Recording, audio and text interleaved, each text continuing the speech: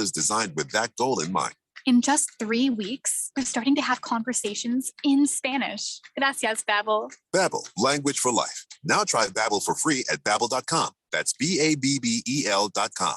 Don't let your kids get fooled by the people they meet on social media. It may start as an innocent conversation, but those strangers are using their relationship to deal drugs to your kids. If you think tiny pills can't do much harm, think again. Fentanyl can end it all. Find resources at talknowaz.com. Don't let your kids get fooled. Talk to them. And visit talknowaz.com. This message is sponsored by the Substance Abuse Coalition Leaders of Arizona. Market Wrap host Mo Ansari explains how to deal with a losing trade.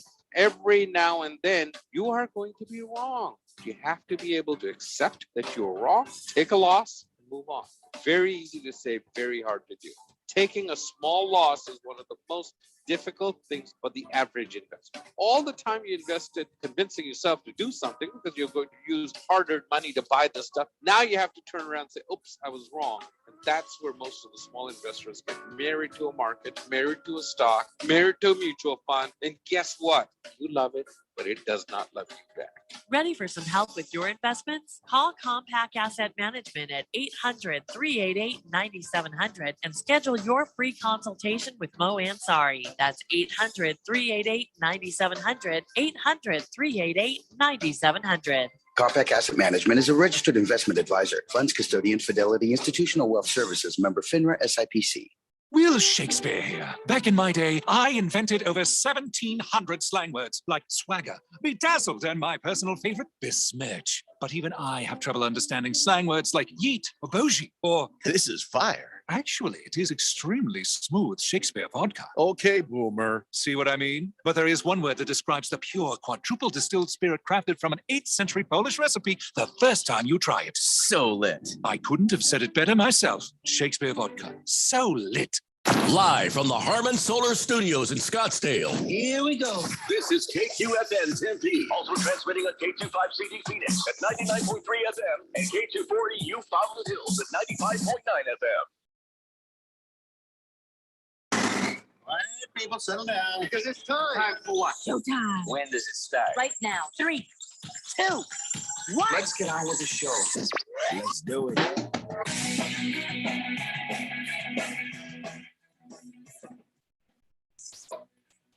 All right, everybody, it's Monday here on the Daily Blender. I'm your good friend, your radio pal, Jeffrey O'Brien, alongside Mr. Randy White. He and I spent a little time in the south of France at that very important sports radio conference, and we didn't see you out there, Keon. It was weird. Yeah, sorry about that. Why you weren't out there? But it was. We learned, and you not get your itinerary to get on the airplane to get out there. No, I showed up here and no one else was here. I thought that we were working Friday. Thought for sure you just knew. Sorry, man. We learned nothing, but it was a lot of fun, and we're back, and everything is fine. How are you? I'm doing okay.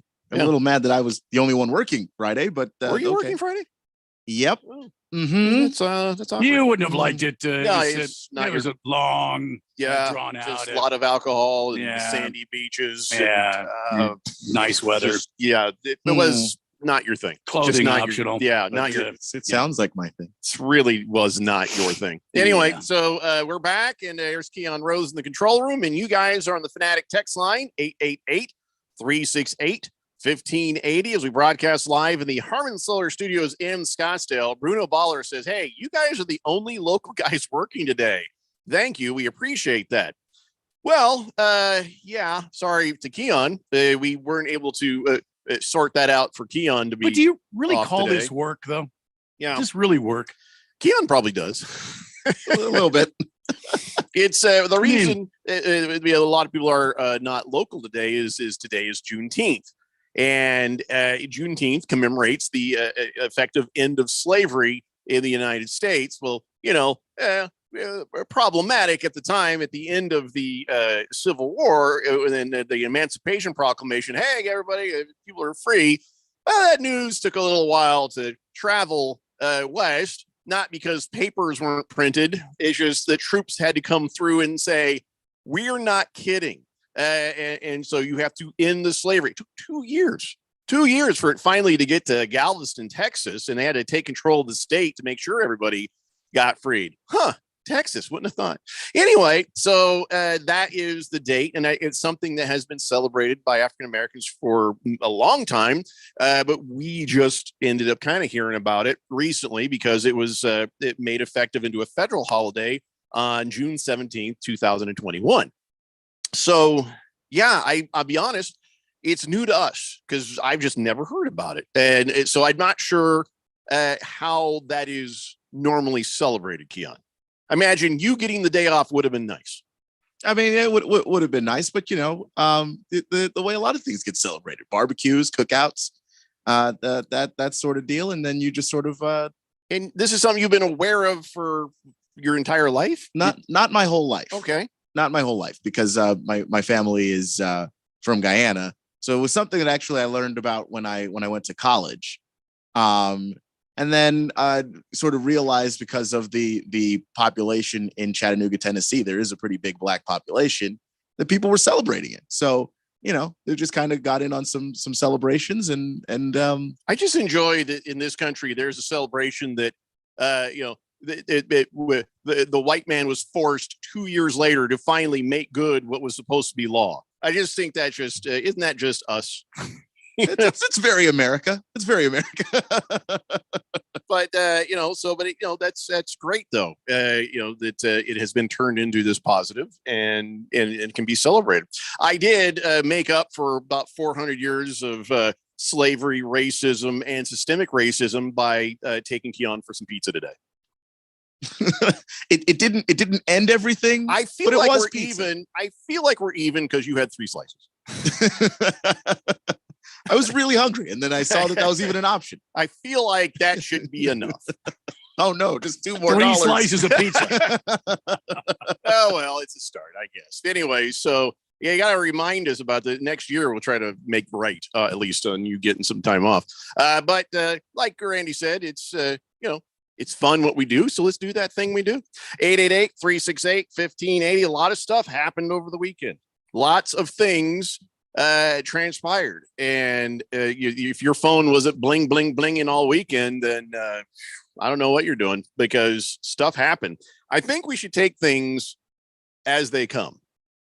Let's go from the first thing where news broke, and now correct me if this happened on Friday because I don't think it did, but Ja Morant's 25-game suspension, when that came down, a lot of people were kind of surprised because the way Adam Silver made such a big damn deal out of it, you thought it was going to be for an entire year, or at least a half a year. This ends up being a quarter of a year, kind of, not quite, actually, not even a little quite, more. yeah, no, actually a little bit more because there's 84 games, 82. All right, so a third of a season almost. Actually, if you think about it, almost a third of a season, but just seemed like less than we expected, right? Yeah, I mean, the NBA was talking about how serious this was. Adam Silver talked about how disappointed he was. Even in the statement with the suspension, Adam Silver said one of the big things behind it was that Ja Morant was on a platform that a lot of kids are on, and that Ja Morant is himself somebody that a lot of kids watch and pay attention to. And so when he's behaving in a certain way, Adam Silver said he's worried that other people might try and emulate that behavior. So if you're that concerned about kids, I don't know if you're saying it's serious enough that that's something that you're intensely worried about. I thought there was going to be more than 25 games. I would have thought it would have been at least a half a season. Miles Bridges was suspended for domestic violence, felony domestic violence charges, and he got 30 games. So now you've lessened the punishment for domestic violence by saying having a gun in a video is 25 games. But if you, I don't know what Miles Bridges did to somebody, but that is only 5 more games. You know what I'm saying? It seems like they're very serious things, but I feel like the Miles Bridges thing is more serious than the other. So now I look at that one thinking, wow, that should have been more too. Yeah, Miles Bridges at 30 games. That also surprised me too.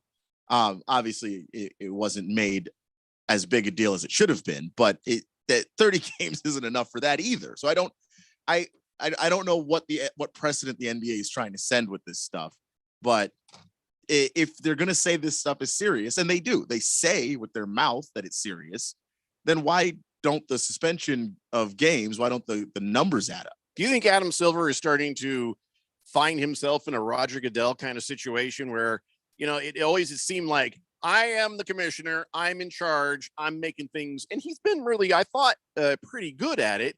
But now I'm starting to wonder, was the 25 game suspension influenced by other owners of teams? Just the same way stuff that happens in the NFL is impacted by, the owners of the teams, because they're like, well, I don't want that to happen to those guys because I don't want that to happen to me. You don't want John Morant suspend. If you're the guy who owns the team or you're the fans, you don't want him out for a half a year or a year. So I wonder if Adam Silver is starting to slip more into an NFL commissioner kind of feel. Maybe. I just always thought Adam Silver, the way that he talks about the players and, their mental health and their well-being and all of this stuff, I just wonder if he's just a little bit too nice. That he's the players commissioner. David Stern was a little bit more, heavy-fisted, and if he wanted something done or if he wanted a suspension to come down a certain way, it was happening. Where Adam Silver, I think, is trying to be a little bit more empathetic, but I do think that you have to have something of a separation there. Your punishments, once you decide someone did something wrong, put nice Silver away and get the guy that's the judge here.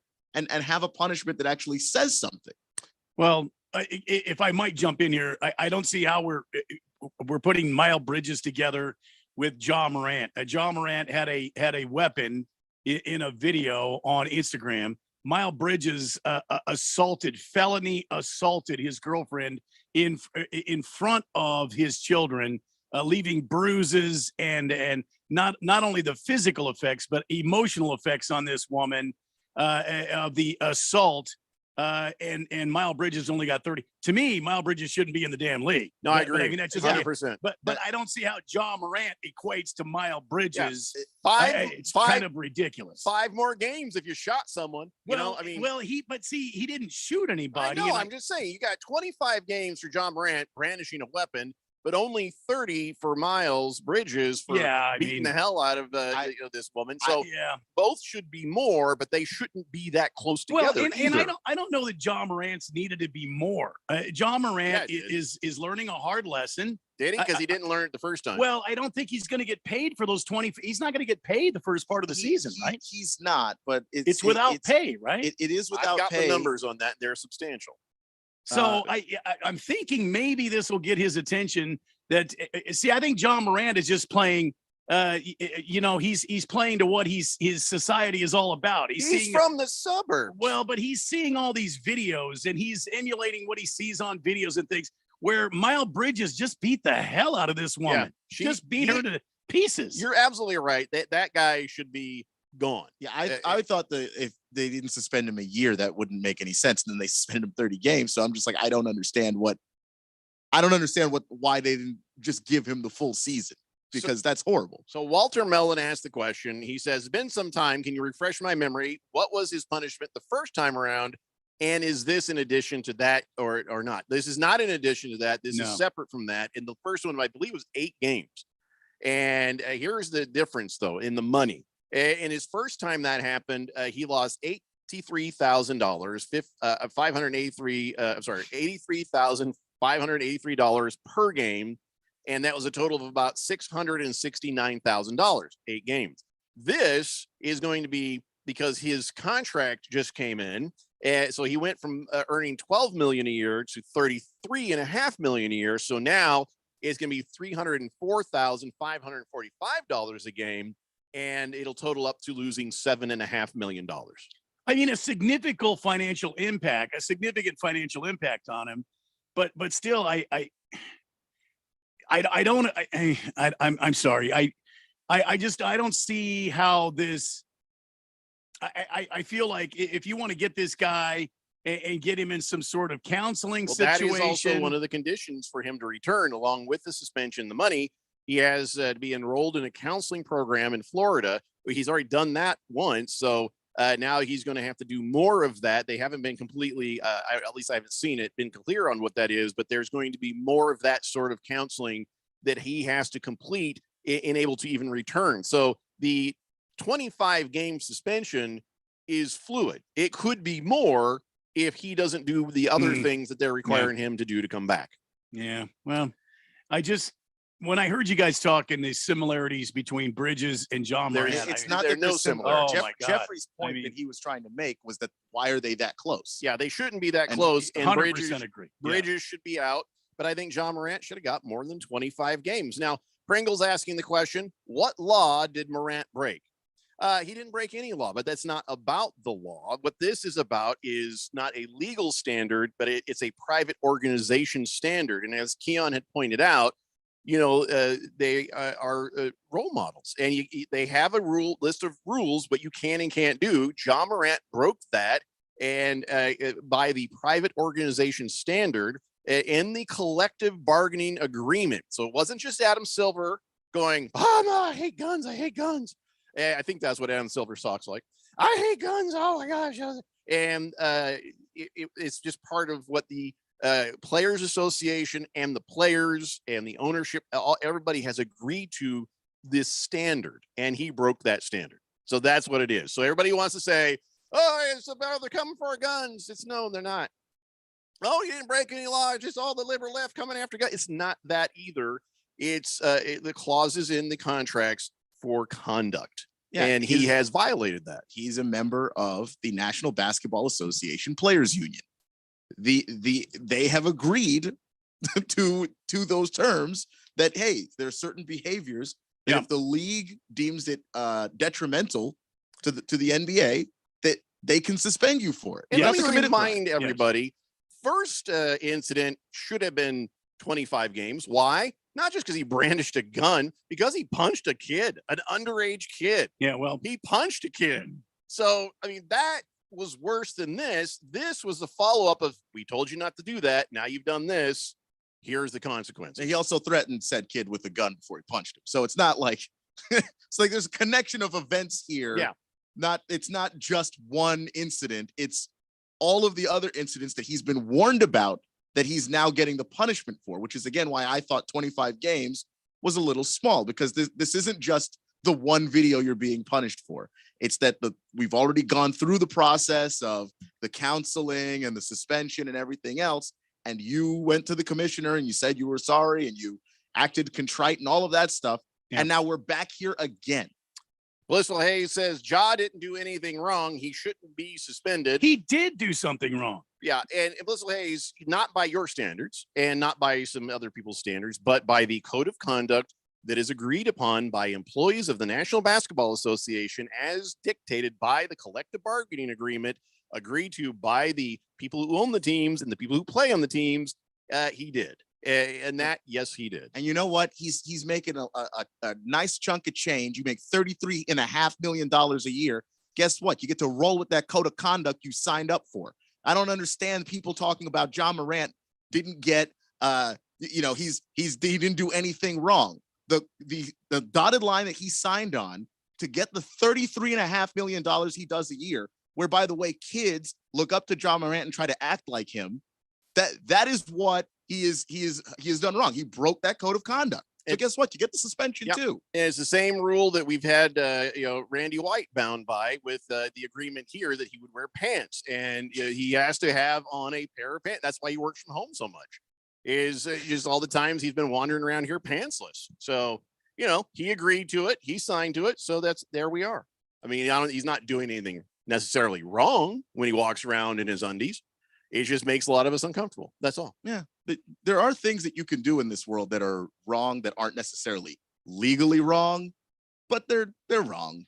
Like, there are things you can do to piss off your wife, and they'll be wrong as far as that marriage goes.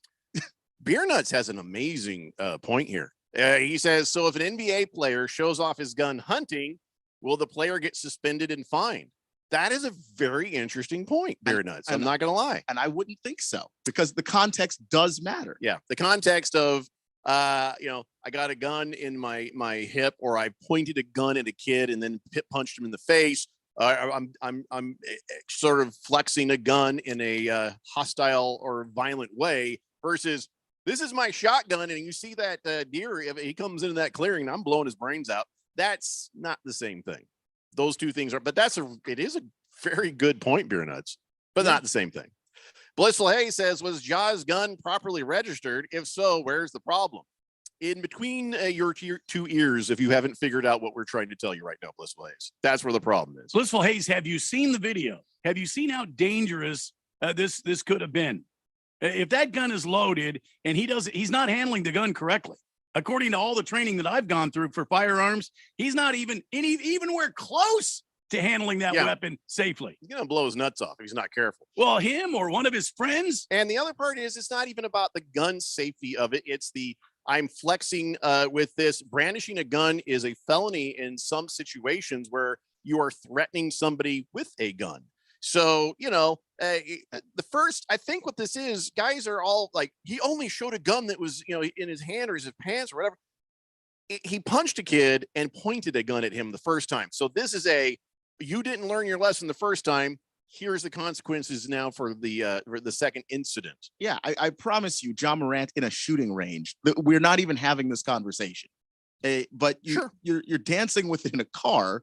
Yeah, the NBA is going to have some issues there. They will. Jet says, does Randy have to wear pants when he's working from home? Asking for a friend. No, he doesn't have to. We have not required that because, we're not, there's no FCC regulations on the YouTube video that we put out. Mhm. Plus, he's not around us to like rub up against us like he does. So we're okay with it. I mean, we give and take. It's a little bit of compromise here and there. My loss. Yeah, you're damn tootin'. Hefty Lefty says, I think if Bridges is proven guilty, then he'd be 86 from the league. I thought the 30 games was to get ahead of it because of the accusations, but hey, I could be mistaken.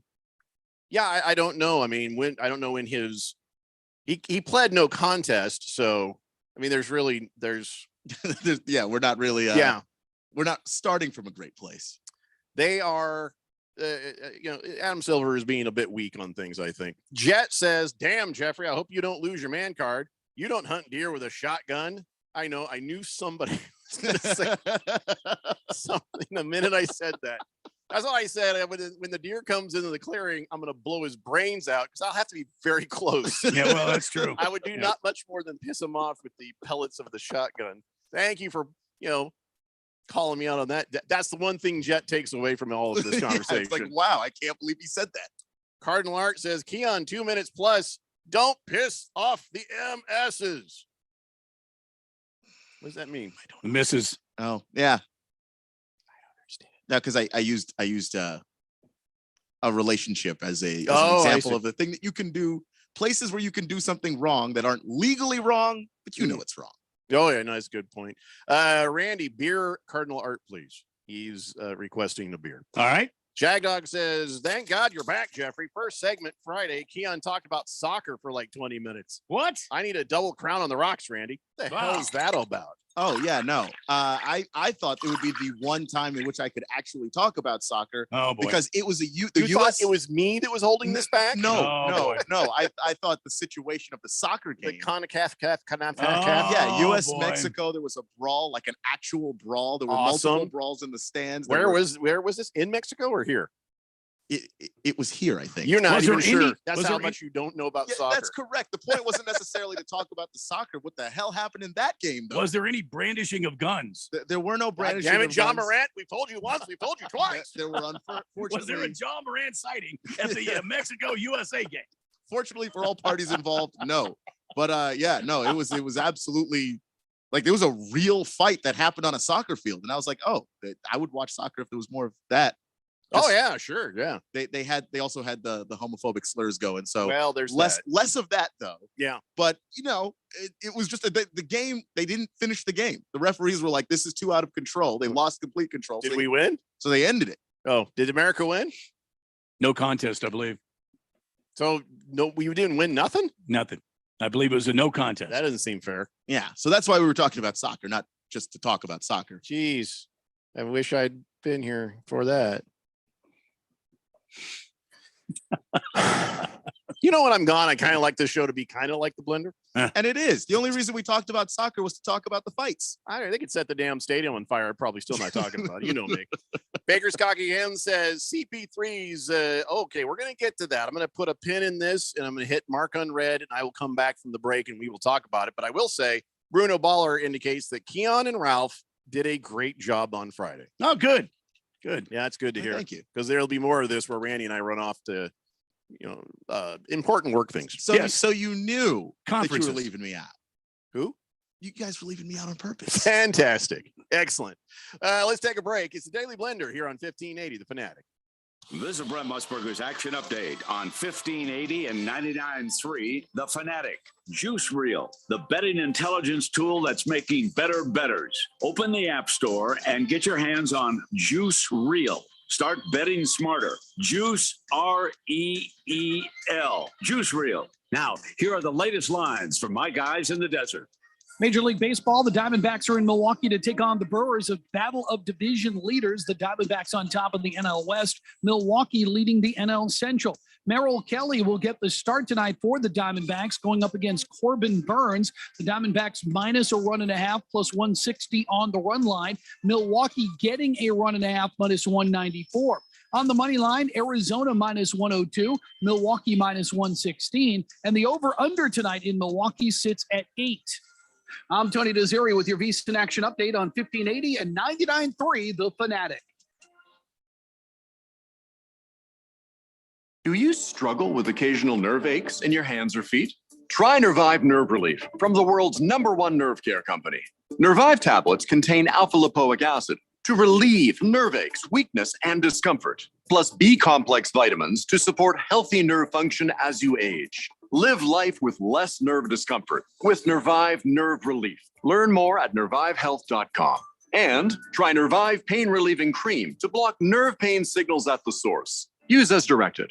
When you run a business, you need to be in control. And while you can't control everything that happens in the world of business, you can definitely take control of your utility expenses with the help of Harmon Solar. Give them a call and see how your company can save up to 80% on that monthly electric bill with zero down and no payments for 12 months. Harmon Solar is a local family-owned company that uses top-of-the-line equipment.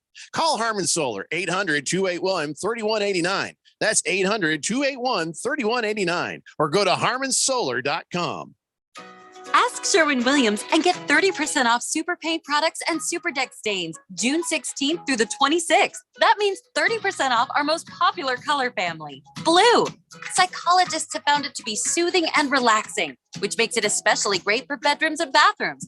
And of course, get 30% off all of our other colors. Shop the sale online or visit your neighborhood Sherwin-Williams store. Retail sales only. Some exclusions apply. See store for details. Discover credit cards automatically double all the cash back you earn at the end of your first year, which means, wait, hold up. Question for the audio engineer. Go ahead. Did I read that right? Discover automatically doubles all your cash back? Yeah, that's what the script says. So if I get a Discover card right now, I can earn twice the cash back. Apparently. Wait! Unlimited first year cash back match. Only from Discover. See terms and learn more at discover.com/match. This isn't a game of touch in the backyard. I tore his ass up. This isn't tossing around the ball with your friends. And it sure as hell isn't flag football. This is the NFL. Hard-hitting, pad-smacking, body-busting football. We've got all the primetime games in one place. On your home for the NFL, 1580 and 99.3, The Fanatic.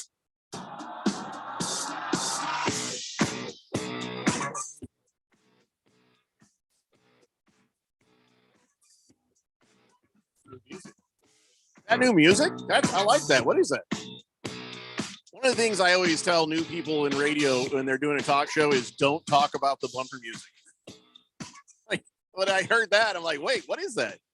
Randy, what is that music? I didn't put it in. That I remember. What does it say on there? It says Royal Blood, Trouble Coming. I must have put that in there and forgot. I like that song. Anyway, I haven't heard it. All right. Well, thank Randy, whoever it is, I guess, but I don't know. Anyways, it's Daily Blend. Randy, I have a question for you real fast before we get back into the show. Yeah, hit me.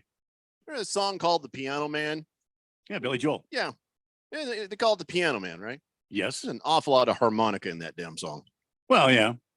Like excessive, like probably more Right, a harmonica than A piano. bit much, but it's don't- genuinely it's piano and harmonica. I don't remember hearing the piano in that song. I hear a lot of damn harmonica. Oh no, there's piano in there. Yeah, oh, yeah. Okay. It's kind of like what Bob Dylan used to do. You know, he used to get on stage with his guitar, Oh, and then yeah. he had that apparatus around his neck, and he had the harmonica. Yeah. I mean, that's what I would envision Billy Joel doing that. I know, but if it's called "The Piano Man," maybe it should be more piano than harmonica. Eh. I don't want to get picky or nothing on a 40-year-old song, but I just say that annoys me. There's only so much you can do with a piano. Can you make a phone call? Sure. Thank you. 888-368-1580. And Blissful Hayes says that intro song was horrible. Why are you just being this way, Blissful Hayes? Or should I say Booger Wolf? Scoozer says it was a no contest. Scoozer, is Scoozer new? Where did Scoozer come? I don't know. Scoozer's been around since May. Oh, that's a great texter nickname. I hope it's not filthy. He says we won that golf. I'm sorry, that soccer or tennis. One of the sports I don't care about. Oh, soccer. Yes. Gotta love the U.S. men's soccer team thumping Mexico 3-0 on and off the field. Off the field. Did we win the brawl? I would say so. Yeah. Oh, yeah.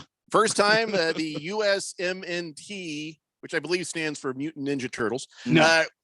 No? MNT, what? Men's national team. Soccer? Yeah. Okay. First time the USMNT actually physically fought back the opposition to the point of losing 2 starters to red cards, McKinney and Dest. I can't keep reading this, Scoozer. I just don't care. Yeah, there's just 4 suspensions in the game. Is what he's It's a saying. lot of soccer in this text.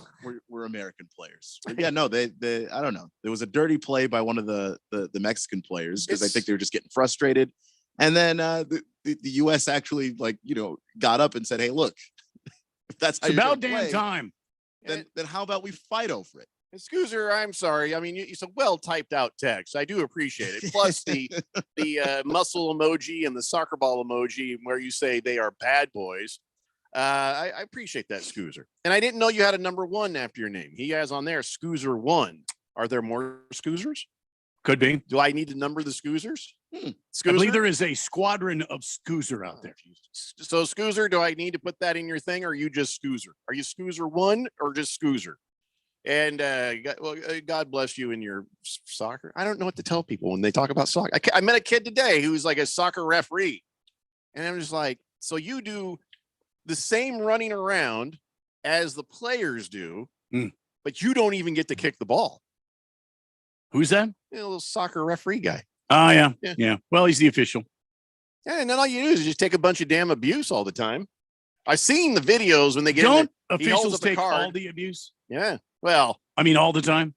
Deservedly so. Well, for umpires. Come on. More bad umpiring over the weekend. We can talk about that a little bit more later on. Scoozer 1 says, no, you will call me Scoozer 1. All right. Oh, okay. Very well. How long you been listening, Scoozer? Because I need you first texted in on Cinco de Mayo, so I'm just kind of curious. What is soccer? Says Blissful Hayes. This ain't Jeopardy. You lose, and nobody cares. CK says, "Good afternoon, fellas. Randy, beer me, please." Jeffrey, Ranty. Ralph said you guys got fired. Yeah, and he'd be the replacement, sure. By the way, they did do a good job on Friday, except when Keon was talking about his foot fetish for an hour. Soccer is a foot fetish. I guess that could be a foot You're fetish. talking about a foot fetish? Oh, I can't believe the Fourth Dimension Rex had Ryan on the show? had the Come on. gall to put this on me. Well, there's a lot of Rex Ryan based jokes. Yeah.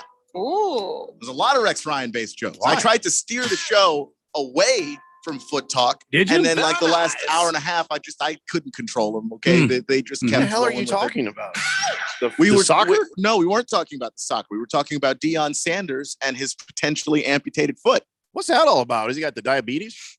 I think that is what He's it got is. the But diabetes. the blood pressure in his leg is Got the Wilfred Brimley? insanely low. Well, Deion Sanders didn't eat no oatmeal, did he? He just diabetes. Oh boy, is it diabetes? I think so. Oh. That was one of the many doctors who listened to the show said that's what it was, but I couldn't recall it. I thought he had some surgery on some blood vessels to open them up. He had 2 toes amputated while he was at Jackson State. But now they're saying, wait, but he was a player when he was a kid? No, as a coach. Coach. No, but now they were saying, hey, we're going to take the foot. I feel like if you were to have a couple of toes amputated when you're a football player, when you're young, that would make you run towards that side like a rudder. You just inexplicably be running routes and it's like, how come he never runs a straight route? Kind of leans to the right. Right, it kind of curves in. It's like, well, he's missing a couple toes. That's fine.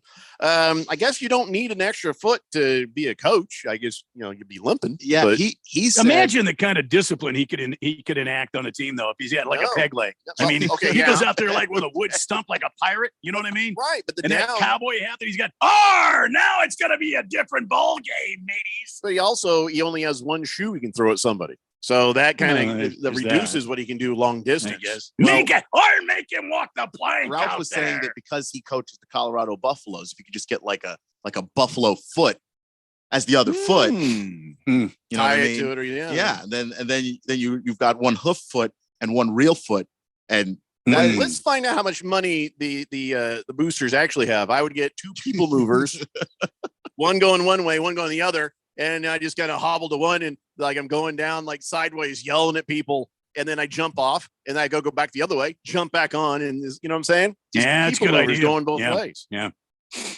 Like the Jetsons.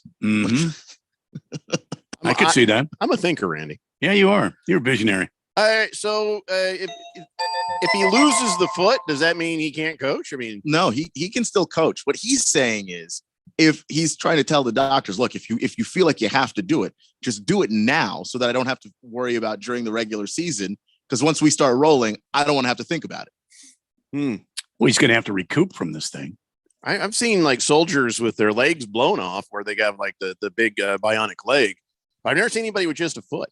It's not like he would just put on a bionic foot. Get off the gurney and run out there to the practice field and start running practice all over again. Well, he'd probably start to run out towards the practice field, but end up at the cafeteria. Well, he'd probably fall over because he'd be listing that way. Yeah. I have a lot of questions. Is he going to have one of those blades on there? Oh, the boingy blades. Yeah. Yeah. That'd be, well, no. I don't could you have a boingy foot? Just a little boing? Yeah, because the blade is like the whole leg. You could make a smaller one. You could, yeah. You could. The cars, he'd be running kind of like weird, like bang. Now, since he's primetime, will it be made out of 24 karat gold? I mean, I assume. Yeah, you'd think so. Yeah, I assume. I mean, studded with diamonds. Goes without saying. You saw all of Deion's chains over his whole career. Imagine how you feel if he got that stolen out of his car. It's too bad Tim McCarver couldn't see this now. Oh, Randy. 888-368-1580.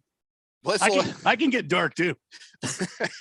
Blissful Hayes says, after the amputation, will Deion keep his gnarly gangrene foot on his mantle like a trophy? I think it should be the turnover foot. Like they just have it on a chain. Just hanging around the guy's neck. And the guy's like, just dance with his mummified foot of Deion Sanders. Woo! Give him the turnover foot. That's it. Hefty Lefty says, if he got a peg leg, the players definitely wouldn't want to get behind the sticks. He might donkey kick him. I don't understand that. What are you saying, Hefty Lefty? Behind the sticks? You mean his stick? Like that? Arr! Hefty Lefty usually has the best texts, but I got to be honest. Does anyone get that one? Kind of lost that one. Sun Devil Raul says, what's wrong with Deion Sanders' foot? Well, that one's fine. The other one's got to come off. Yep. I don't know.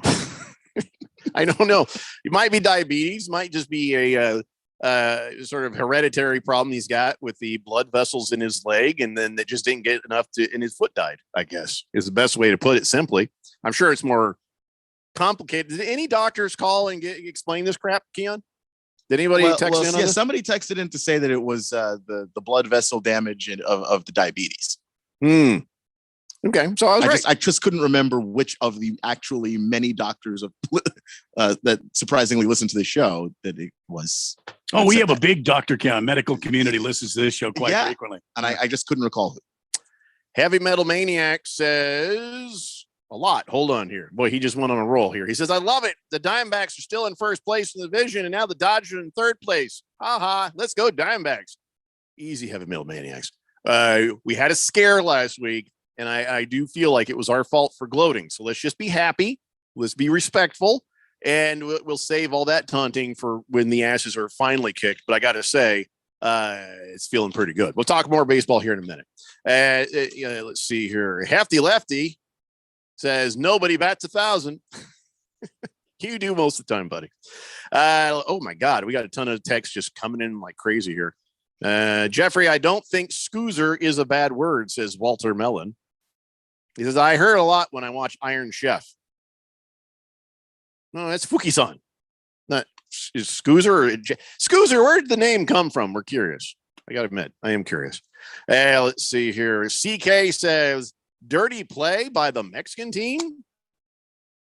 And then the next part I can't read because it is filthy dirty. We're not going the Sanchez direction, CK. Okay. Oh boy. Immediately. I know. I'm actually shocked it didn't happen Friday. I just got here.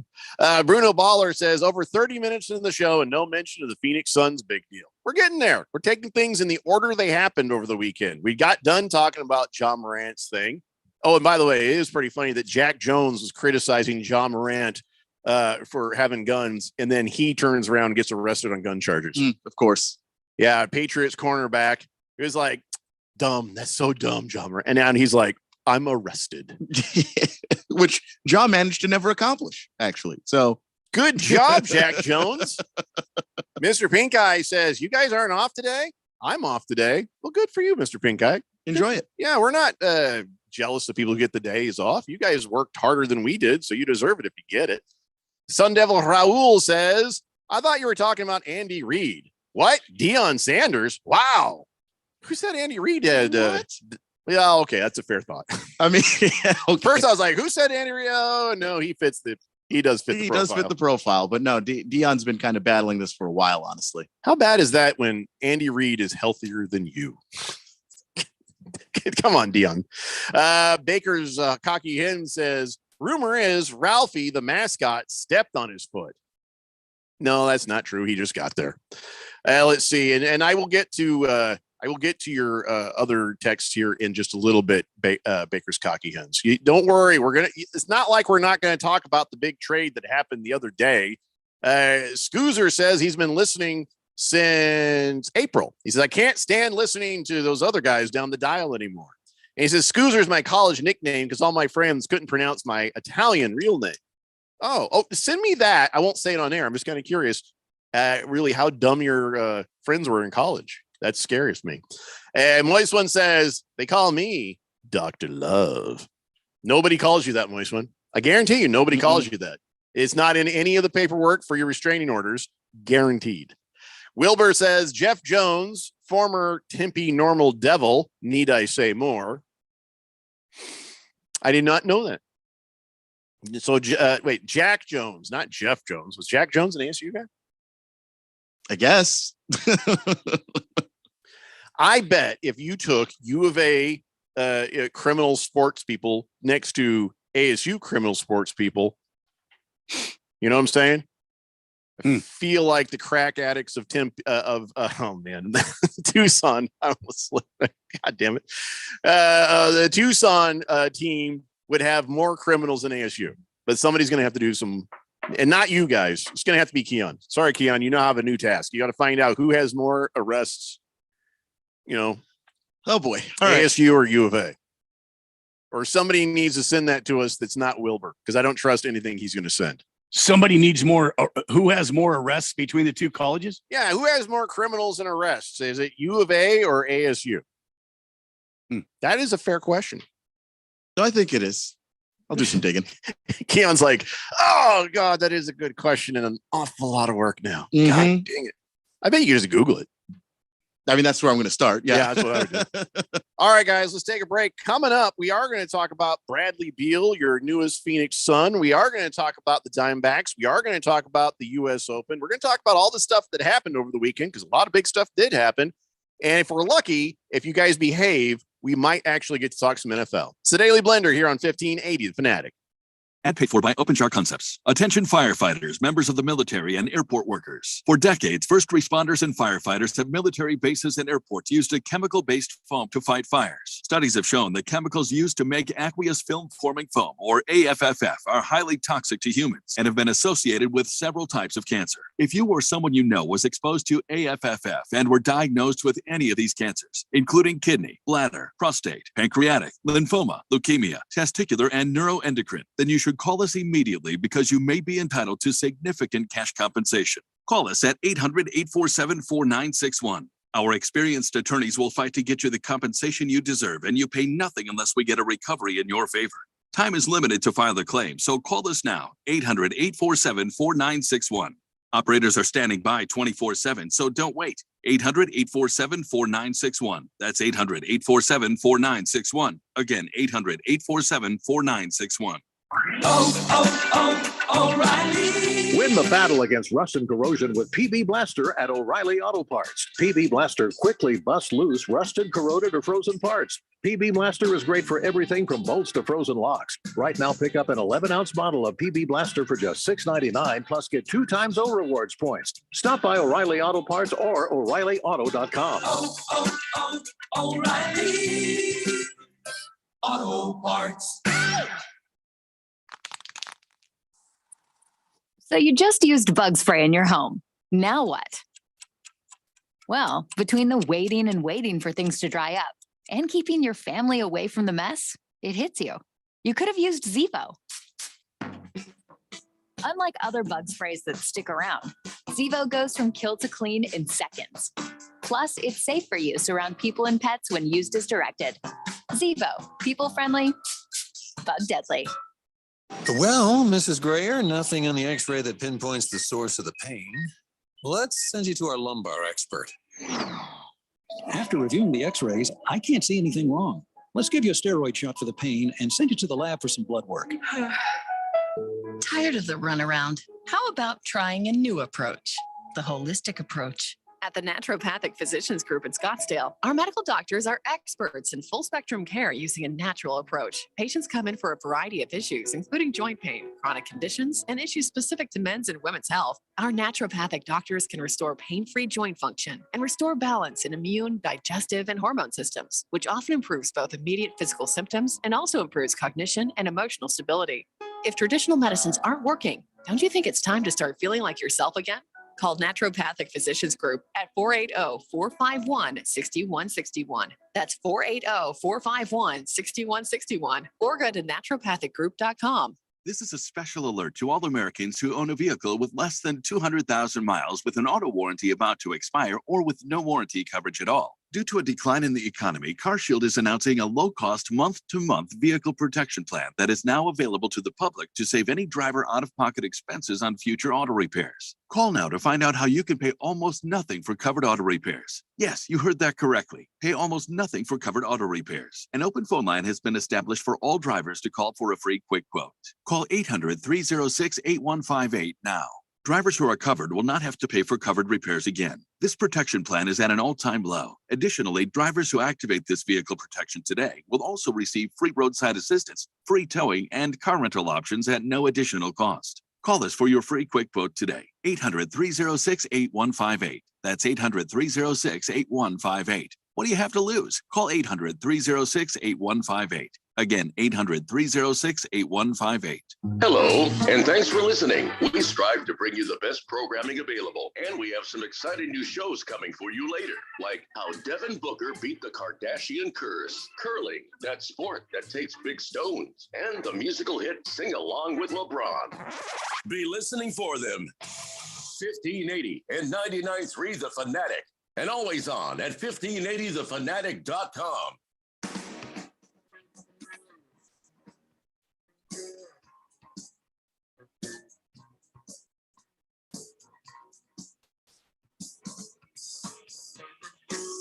Blender here on 1580 The Fanatic, and I actually have something to promote.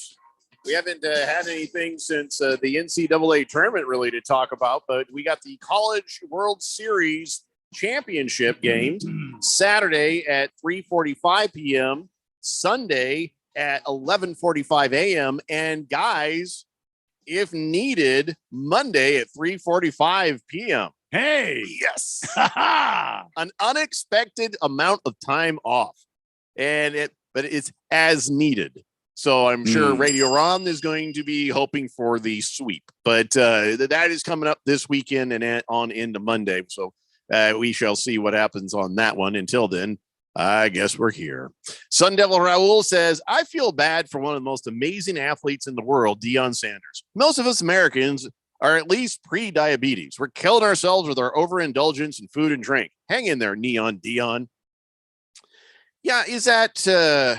it's not necessarily always going to be the killing of ourselves. Sometimes it's just a hereditary thing that's hard to combat. And I'm sure that Deion's taking pretty good care of himself physically, hasn't he, Keon? I mean, over the years, you've been watching a lot of college sports, so you should see him. He's not like pot bellying out there or anything like I am. No, he's still in pretty good shape.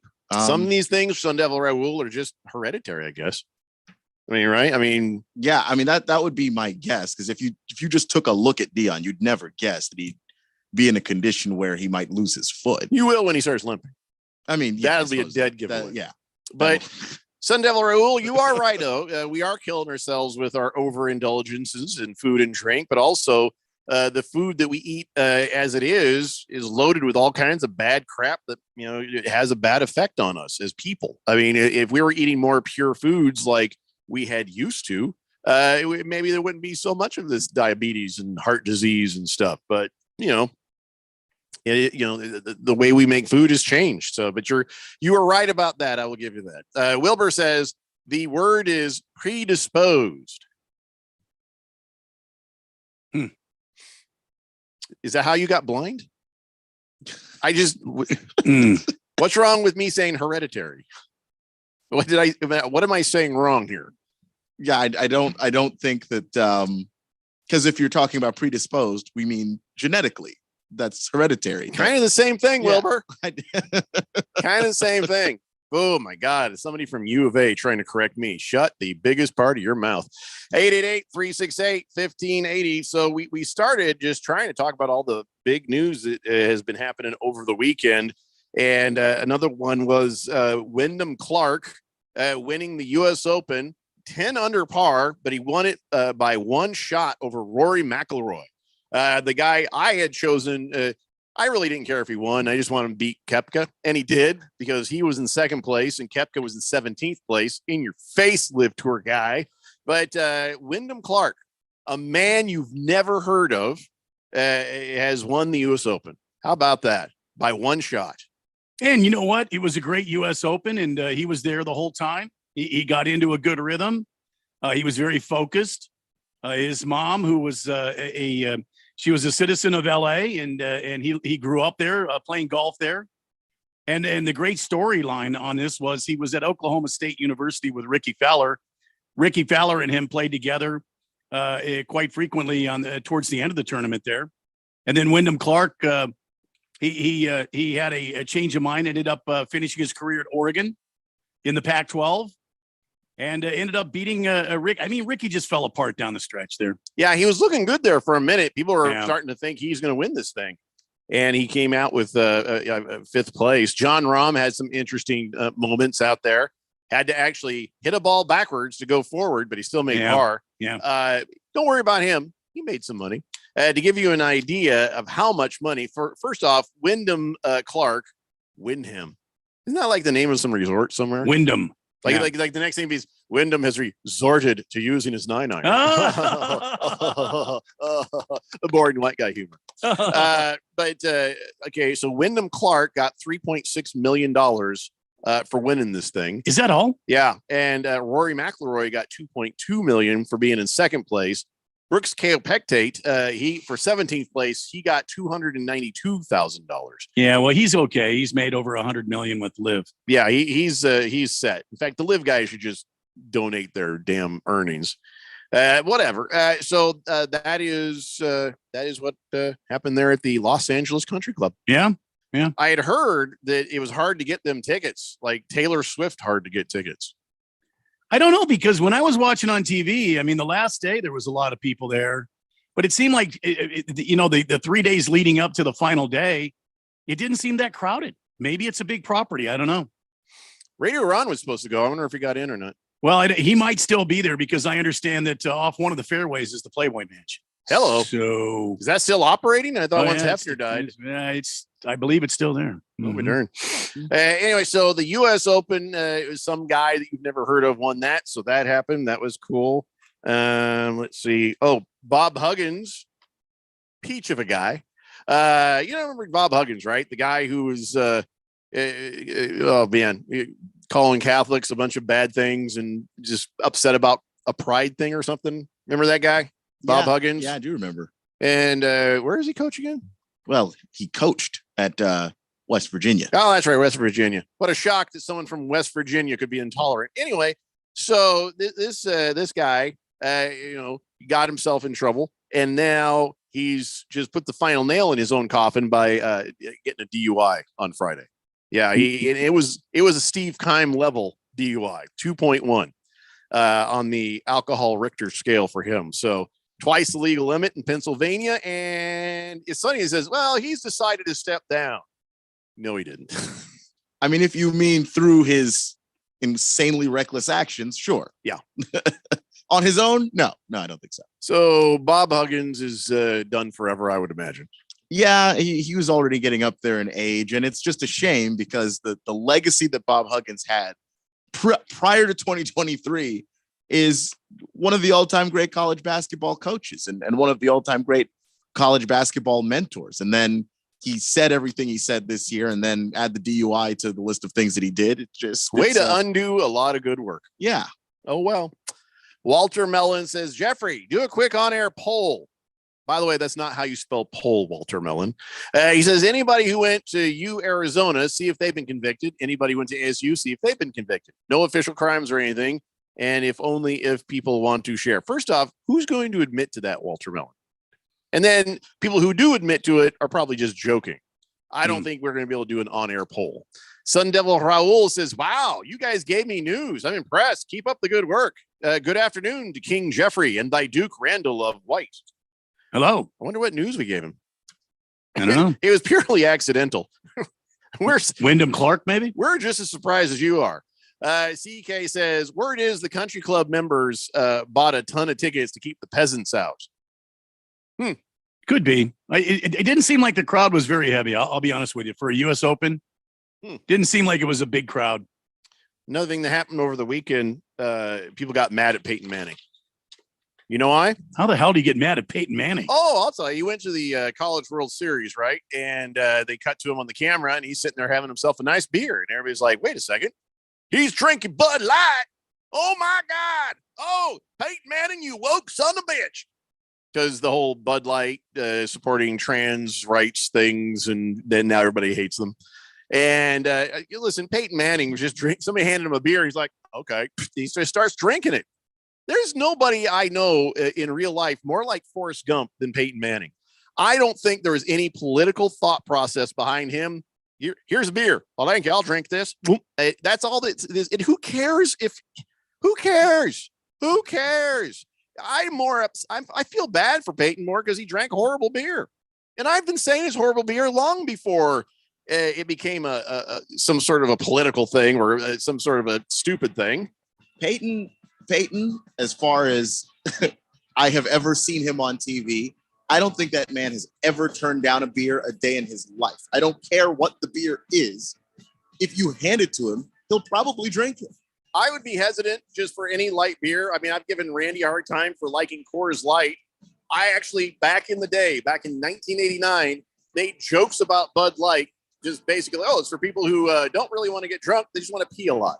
And the bar was selling it, and they got mad at me for saying that. But it's the truth. That's funny. It's the truth. So people stop it. There's no reason to be mad at Peyton Manning for just drinking some watered down whiz water, if you know what I mean. So stupid. People get upset about things. All right, we have to take a break. We'll come back and we'll finally talk about Bradley Beal. It's the Daily Blender here on 1580, The Fanatic. Do you have heart failure and often hear, Those stomach issues ruined your birthday? You're too tired to play catch, Grandpa. Sweetie, you haven't touched your tools since the carpal tunnel syndrome diagnosis. If these seemingly unrelated symptoms sound familiar, talk to your cardiologist. Ask about transthyretin amyloid cardiomyopathy, or ATTR-CM, a rare and underdiagnosed disease that gets worse over time. Learn more at connecttoyourheart.com. That's connecttoyourheart.com. Sponsored by Pfizer. So you just used bug spray in your home. Now what? Well, between the waiting and waiting for things to dry up and keeping your family away from the mess, it hits you. You could have used Zevo. Unlike other bug sprays that stick around, Zevo goes from kill to clean in seconds. Plus, it's safe for use around people and pets when used as directed. Zevo, people-friendly, bug-deadly.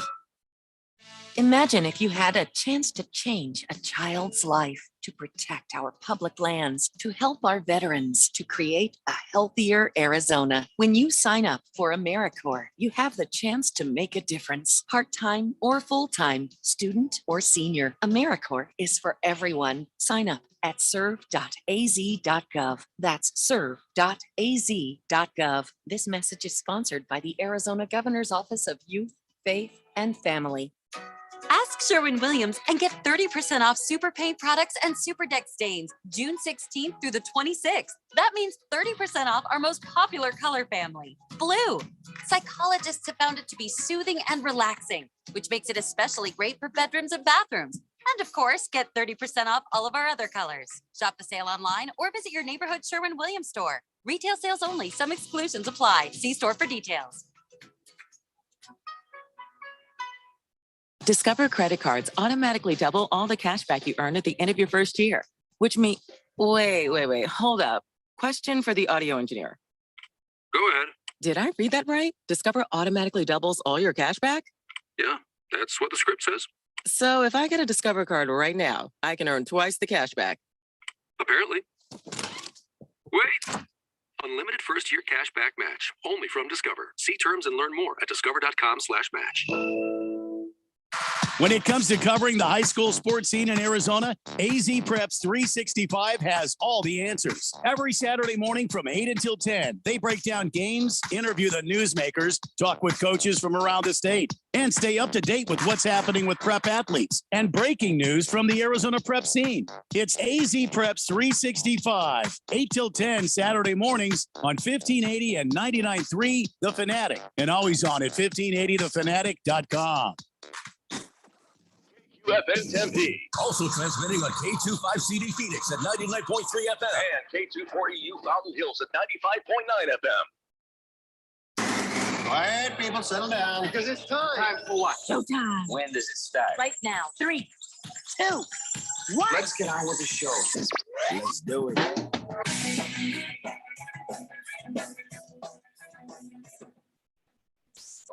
All right, everybody, it's 4 o'clock here on the Daily Blender. I'm your good friend, your radio pal, Jeffrey O'Brien, alongside Randy White. Got Keon Rose in the control room, and you guys are on the Fanatic text line, 888-368-1580, as we broadcast live in the Harmon Solar Studios in Scottsdale. And I got to say, we've righted the ship. You know, we came on the air last Thursday. We apologized to the jinxing gods. And we took the more humble approach, and everything went right back to normal. The Arizona Diamondbacks in first in the West, ahead of the San Francisco Giants by 3.5 games. I said, what? Wait, where are the Dodgers? I can't even see the Dodgers from up here. What happened? Oh, I got to be careful. Anyway, the Dodgers are 4 games behind. Did you not see the game yesterday? Well, I know that the Guardians whooped the ass out of the Diamondbacks pretty good there that last game, but yeah, we beat them the 2 before, so it's all right. The Giants kind of whooped the ass out of the Dodgers, so that felt good. Did you see the Dodgers game Saturday night? Oh no, what happened? 10-0 Giants. All right. Well, can I just be happy about what I want to be happy about? No, I'm just adding. The Diamondbacks are 5th overall right now, and they lead the National League West. So we have that to be happy about. Cautiously optimistic is now back where we are going to stay because we had jinxed the Diamondbacks. What happened? What? What I, now? I went What back. and now? looked. I thought it was 10-0. Apparently, the Giants had scored 5 more runs after what I saw. So it was 15-0. Oh, that's amazing. Yeah. No, they just got stomped out by the Giants. Oh, I love it. Love it. I also love the fact that the Red Sox swept the Yankees. Yeah, that's the first time since the 90s, I believe. Oh God, that feels good. Now they one of them was a doubleheader, but listen, they are now this year 5-1 against the Yankees. Wait a second, isn't that what we are against the Dodgers? I think we're 5-1 or something like that against the Dodgers. But hey, listen, thank you, Red Sox. I don't care about you except for when you beat the Yankees. Outside of that, yeah, I'm a Diamondbacks fan. But right now, I love me some Red Sox. I just love me some Red Sox. And I just love the Yankees suck right now. It feels so good. So I get to feel good about so many things. Got to be careful. Got to be careful. Don't get too bombastic. Don't get too happy. Let's just be happy. Tell you what, though, there's a guy at the man, that was a long ride home for this guy at the Red Sox game. I don't know if you saw this, but his family was there at the Red Sox game. You know, and there was some drama. It all started when a guy, he caught a foul ball in the upper deck there at Fenway Park, right? So he looks around for some kid to give it to, sees a kid, tosses it over. The kid is excited, catches it, and immediately threw it back out in the field. Yep. Much to the chagrin of the dad and the older brother. Oh, the dad at first was like, no, don't do that. Oh, he was disappointed, but the older brother was furious. He was throwing crap at him. He was mad as hell. So then the dad had to kind of hug them both in and say, it's okay. It's okay. Yeah. Then mom came into the shop carrying some White Claw seltzers or something. It was just one of those moments. But his father kept it together, you know, and I guess the broadcast saw this. And the poor little kid has probably seen, if say you're at the you're at a stadium, you're at the Red Sox stadium, and you catch a home run, you're supposed to throw it back on the field. So he must have seen somebody do that and thought, oh, here, I'm doing that too, not realizing, no, that one was a keeper. And, so, if I'm the dad in that situation, and just like him, it's like, no, it's okay. And stop beating up your brother, Yeah, that's what you do. And that's what he did. So the broadcast team saw this because, as you know, it was on camera. So what they did was, they sent some new swag to these kids, the family, baseballs. I think somebody even got a jersey. So all is well that ends well. I think the big brother that was throwing such a fit, he got a jersey. He shouldn't have got nothing for throwing crap at his brother. He got a baseball. He should have got nothing. That's what he should have got. He threw stuff at his brother. The little brother got nothing. What? The little brother got jack. I think that's true. It's the older brother that's got the jersey and the ball. Yeah, because you're not stupid. Can you imagine the mascot walks up? Hey, I got some stuff for you. The little kid puts his hands up, not you. Just stares down this idiot kid. Step aside, little kid. Now I'm a little brother, so I think I'm going to be on that kid's side, though. I don't know. I'm an oldest brother, and I'm on the side of the little kid. If the little kid doesn't know, that's not fair. He got excited in the moment, didn't know what to do, and then did what he probably saw, like you said, on people do a million times on TV. The older brother throwing crap at him. He was crying like a little baby. Yeah, the older brother was.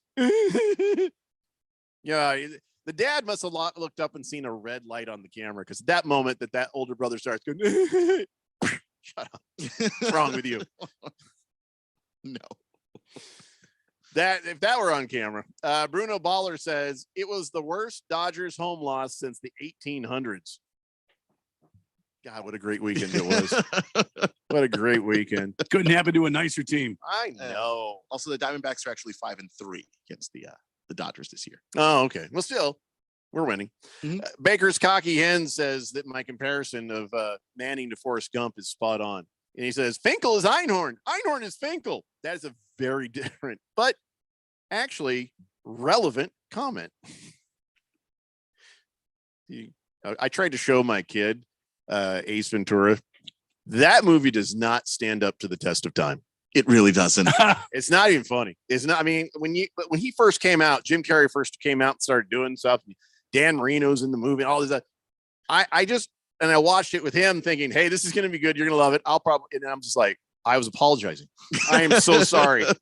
He was just like, what is wrong with this guy? And I was like, good God, as an older grown up, I'm like, this guy is annoying. This is just stupid. Yeah, It was a dumb movie. I remember when I was a kid, I loved that movie. And then I watched it again as an adult. And I didn't have taste. Yeah. Then I showed him Encino Man, and him and my daughter loved it. Encino Man just rocked their world. It's like, wow. Blissful Hayes says, will Booker now come off the bench now that Beal is signed with the Suns? Neither play any defense. He'll fit right in. Oh, Blissful Hayes. Oh my God. And also you're just wrong about defense. I'm just going to anything from now on you say about basketball and defense, because Bradley Beal's my guy and I watched him. What do you mean he doesn't play defense? All right, then let's doesn't make any sense. Let's do this now, because that's what everybody wants to talk about. The Suns. I don't think it's final yet, but there is a trade sitting there ready to happen, and probably will. But so, all right, here's how it works.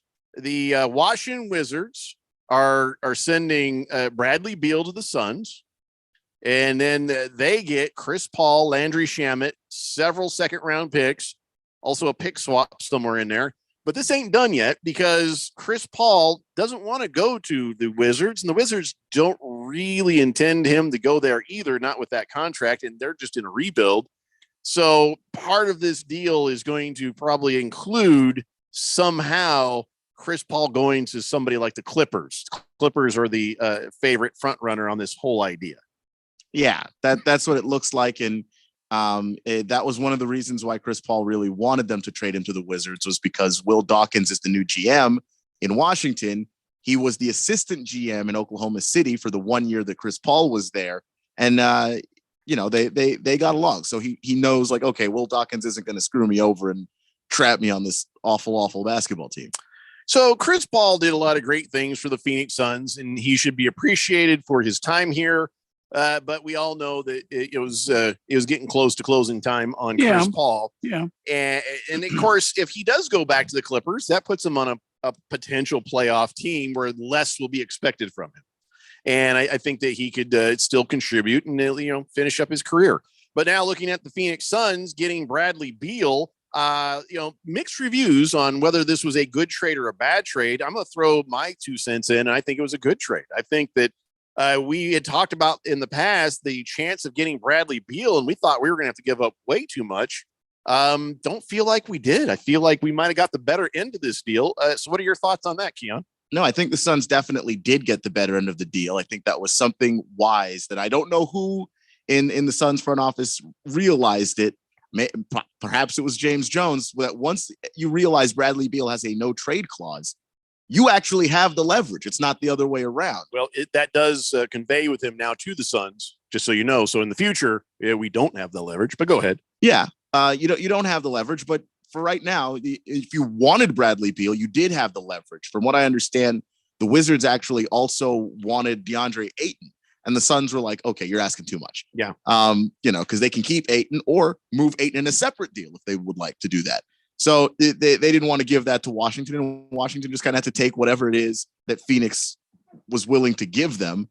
And that's how they ended up, hashing out that trade. And the Wizards were never going to get a ton of stuff for Bradley Beal because of the no trade clause. So they just went ahead and moved on it.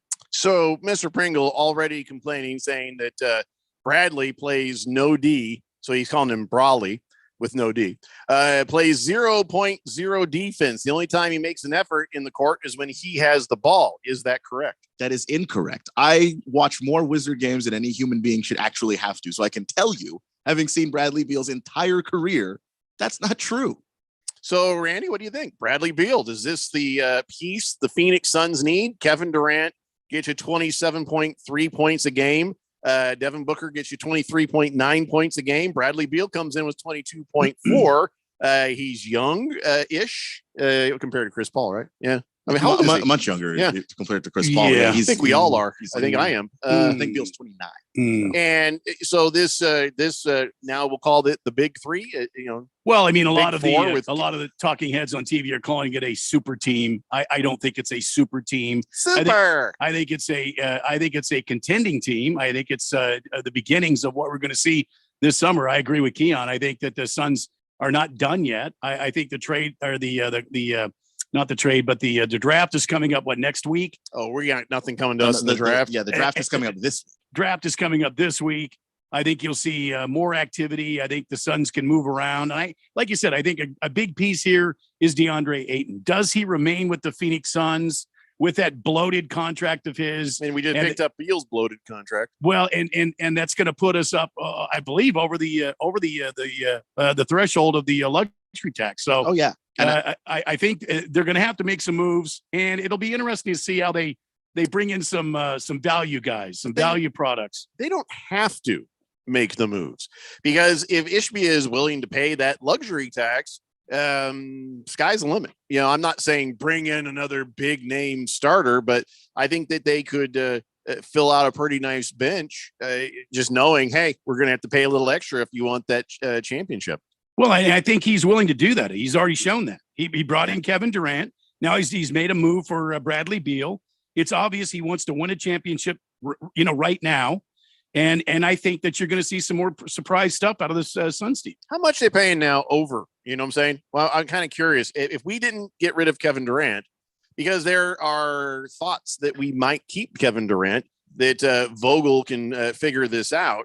And I don't know if Frank Vogel is the guy that can get the best out of Kevin Durant. I'm sorry. I always do this. DeAndre Ayton. Why do I do that? So if he can get the most out of DeAndre Ayton, and why get rid of him? And now you truly do have a super duper team. I don't know. Let's go to the text line, 888-368-1580. Baker's Cocky Hens agrees with me. Suns are super. Thanks for asking. Mr. Pringle says Suns joining the ranks of the Yankees and LA teams trying to buy a championship. You've said a lot of dumb things, Pringle. No, that's just all I wanted to say. Let's see. Sun Devil Raul says, awesome. I hope we trade DeAndre. I kind of curious if Vogel can get what we've always wanted out of him. I kind of like to see just 1 year go by. Wouldn't you like to see that? I mean, what we know of Frank Vogel, though, can Frank Vogel get the tiger out of DeAndre Ayton? Can he get the monster to actually show up? I don't know. I mean, from my mindset, there's a lot of moving parts in the NBA going on right now. I mean, I've been watching the last couple of days about the possibility of Zion Williamson going away from the Pelicans. They're willing to give up on him. Well, if they're willing to give up on Zion, and I know it's a different scenario, I know DeAndre's been more valuable to the Suns, but in this past season, you mean to tell me that he was more valuable to the Suns than he was a distraction? I mean, yeah, he did nothing in them playoffs. In the playoffs, he really hurt us down the stretch there. We needed him, and he did not show up. And that's the thing is, I don't know if Vogel can get a guy, because I don't think any coach can really do it. I don't care if you're Phil Jackson, if you're Pat Riley, if a guy does not want to play, if he doesn't have the heart, you can't make him have it. But can a fresh slate with Vogel, the fact that, whatever was going on with DeAndre and Monty, it spilled over from last season or from the season before into last season. And we're not, at the very least, not going to have that. Can a fresh start kind of reset things a little bit and allow Vogel to put DeAndre Ayton into better positions? I mean, that's possible. Yeah. And it might be a thing where that regular season DeAndre Ayton, okay, so we get into a playoff game. If he disappears, now you got Bradley Beal, Devin Booker, and Kevin Durant, and you can kind of like, all right, whatever. That's my favorite part of the whole thing is he's now option number 4. Right. You're option number 3. You're not necessarily the most important thing, but they do need you out there to show up. Yeah. And being option number 4, there are games where if you vanish, somebody else can at least pick up the slack, and I do like that at the very least. Mr. Pink Eye says, so does Ayton get traded? I think they should trade him to the Pacers. They got 3 first-rounders right there, maybe. What do you guys think? I don't know if I'd trade him for draft picks. I think you need to trade him for something else, something established, something recognized. What? Suns are just way over the cap. How much? 82 mil. You know what? I bet HBO don't mind that. No, I don't think he does. In fact, he had to be aware of this. Like, once you make the move for Durant and Booker, to put Durant and Booker together, he just doubled down on it. Like, I've already traded 2 of the young parts of this team. Before Ishbia even came on board, the Suns didn't have draft picks to spare. So whatever it is that you're trying to do for the future, you don't have that. So build for the present. And that's what he's going for. I think here's what I think the strategy is. Ishbia knows about that 82 million, 83 million. So he's sitting there. He's like, all right, so here's the deal, guys. All right, we're winning a championship and I'm going to pay that 83 million in luxury tax if you can't get a good deal for DeAndre Ayton. DeAndre Ayton, I would almost guarantee you, is being shopped around. And so if they can get out from under that contract and get something back in return for it, they will. But if not, he's like, then we'll just move forward. You're right. I actually was watching the ESPN earlier today, and Woj said it. Why would you do that to yourself?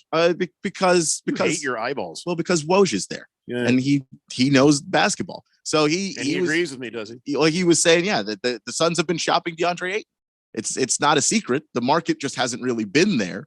But all it takes is one desperate team, and then you're back in business. And right now, I don't know that there is one. There is and there team. isn't. I think you're going to probably, if there is going to be a desperate team, it's going to be trade deadline. What I worry about is we keep DeAndre Ayton, and he knows that the Suns still would like to deal him or whatever. I think he'll be playing a lot more gingerly, a lot more carefully, trying to avoid injury. I think that you'll see even less aggression from him. Can you play more gingerly than he did this past playoffs? It will take a lot of work, but I think he's up to the challenge. I think that he'll at least, because I mean, in the regular season, it's much easier to kind of get away with having some less intense nights than other nights. Mm-hmm. So I think he'll play well enough to be trade bait by the trade deadline. And then if it's not good enough to really help the team, I think he'll be out of here by February. Moist One says Dodgers fan base is imploding. I love that. Yes, I love that so much. Big George says, hello, gentlemen. Happy Monday. Wow. What a trade for Bradley Beal. Everyone's saying the Wizards got hosed in this trade. You feel hosed? In terms of should the Wizards have been able to get more back for Bradley Beal? Sure. But as long as that no trade clause was there, they weren't going to get anything for him. And they had to move on because they're stuck in neutral as long as he's there. They're going to always be, we're almost in the play-in games, and then they don't actually do anything. And then you end up draft picking, 10th, and you can't do anything from there.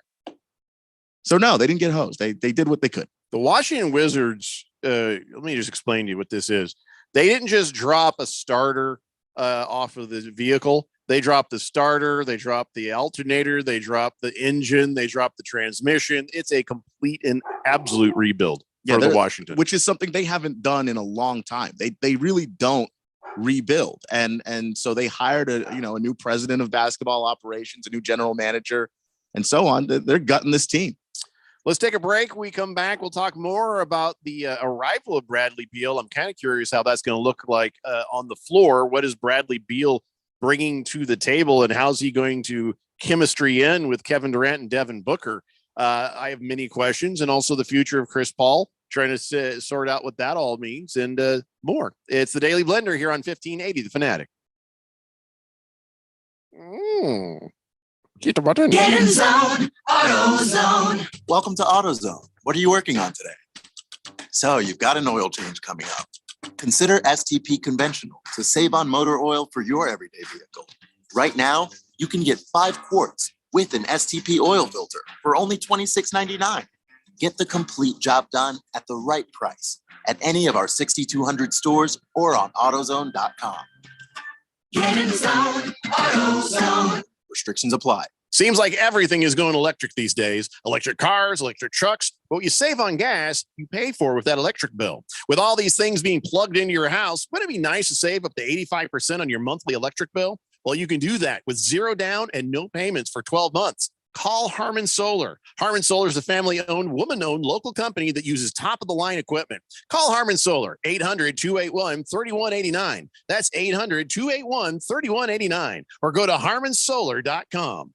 This is a special alert to all Americans who own a vehicle with less than 200,000 miles with an auto warranty about to expire or with no warranty coverage at all. Due to a decline in the economy, CarShield is announcing a low-cost month-to-month vehicle protection plan that is now available to the public to save any driver out-of-pocket expenses on future auto repairs. Call now to find out how you can pay almost nothing for covered auto repairs. Yes, you heard that correctly. Pay almost nothing for covered auto repairs. An open phone line has been established for all drivers to call for a free quick quote. Call 800-306-8158 now. Drivers who are covered will not have to pay for covered repairs again. This protection plan is at an all-time low. Additionally, drivers who activate this vehicle protection today will also receive free roadside assistance, free towing, and car rental options at no additional cost. Call us for your free quick quote today. 800-306-8158. That's 800-306-8158. What do you have to lose? Call 800-306-8158. Again, 800-306-8158.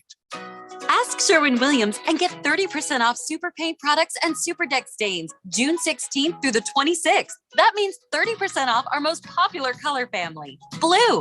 Psychologists have found it to be soothing and relaxing, which makes it especially great for bedrooms and bathrooms. And of course, get 30% off all of our other colors. Shop the sale online or visit your neighborhood Sherwin-Williams store. Retail sales only. Some exclusions apply. See store for details. Discover credit cards automatically double all the cash back you earn at the end of your first year, which means, wait, hold up. Question for the audio engineer. Go ahead. Did I read that right? Discover automatically doubles all your cash back? Yeah, that's what the script says. So if I get a Discover card right now, I can earn twice the cash back. Apparently. Wait. Unlimited first year cash back match. Only from Discover. See terms and learn more at discover.com/match.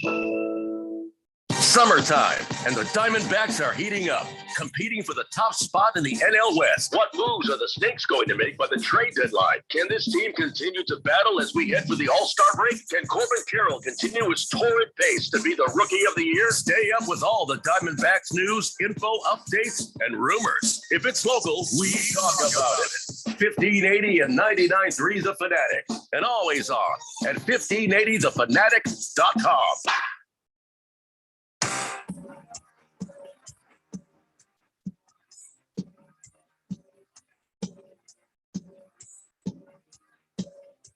Blender here on 1580 The Fanatic. So Bradley Beal is a Phoenix Sun. Did not expect this.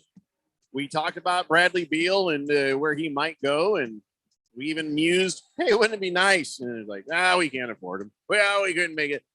Holy crap. I didn't see that coming. Snatched him out of the jaws of the Miami Heat, who have been pursuing him for, full season now. Two seasons now. Right out of the jaws of the Miami Heat. Not so fast.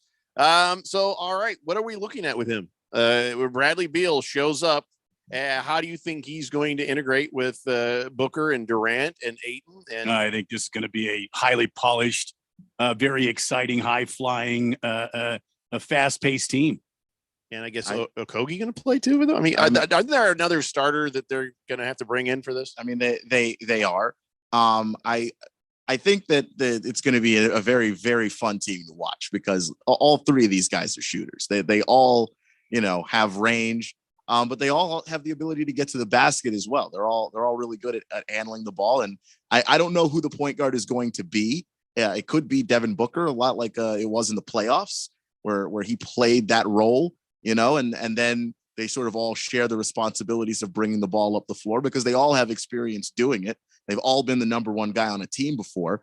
I just think that this is a team where, they got pushed around by the Nuggets. And I don't know that bringing in Bradley Beal solves the problem of being pushed around by the Nuggets, but they're going to score lots of points. And if the plan is to just outscore the Nuggets, well, you have the firepower to do it. Does this make us more of a perimeter team Oh, you're much more of a perimeter that team. kind of it doesn't shut down someone like Jokic, but it makes it harder for him to control the narrative. I mean, if we're not going to the basket like the Warriors, if they're not going to the basket that much, then Jokic, at least in a defensive sense, is sort of neutralized.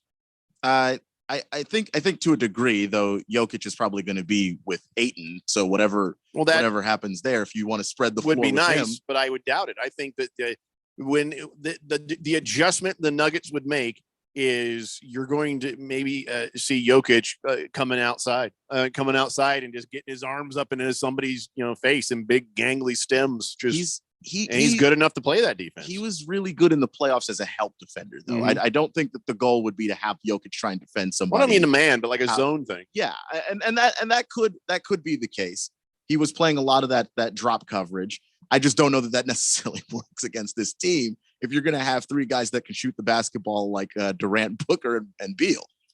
So I think if Kevin Durant gets his mojo back, he was not shooting well in the playoffs. That was a surprise. And, as long as Kevin Durant gets his mojo back and Booker and Beal are there, Ayton does at least the bare minimum. I really feel like this could be a big year for the Phoenix Suns. And I don't want to be the guys like Bradley Beal's here. It means a championship. Woo! But I think it does definitely make them better. And keep in mind, guys, we still have, is it Cam Johnson still with us? Is it Johnson that's with us or Payne? I can't remember the Campaign. Campaign is we still have Campaign with us, who's a pretty good player in his own right.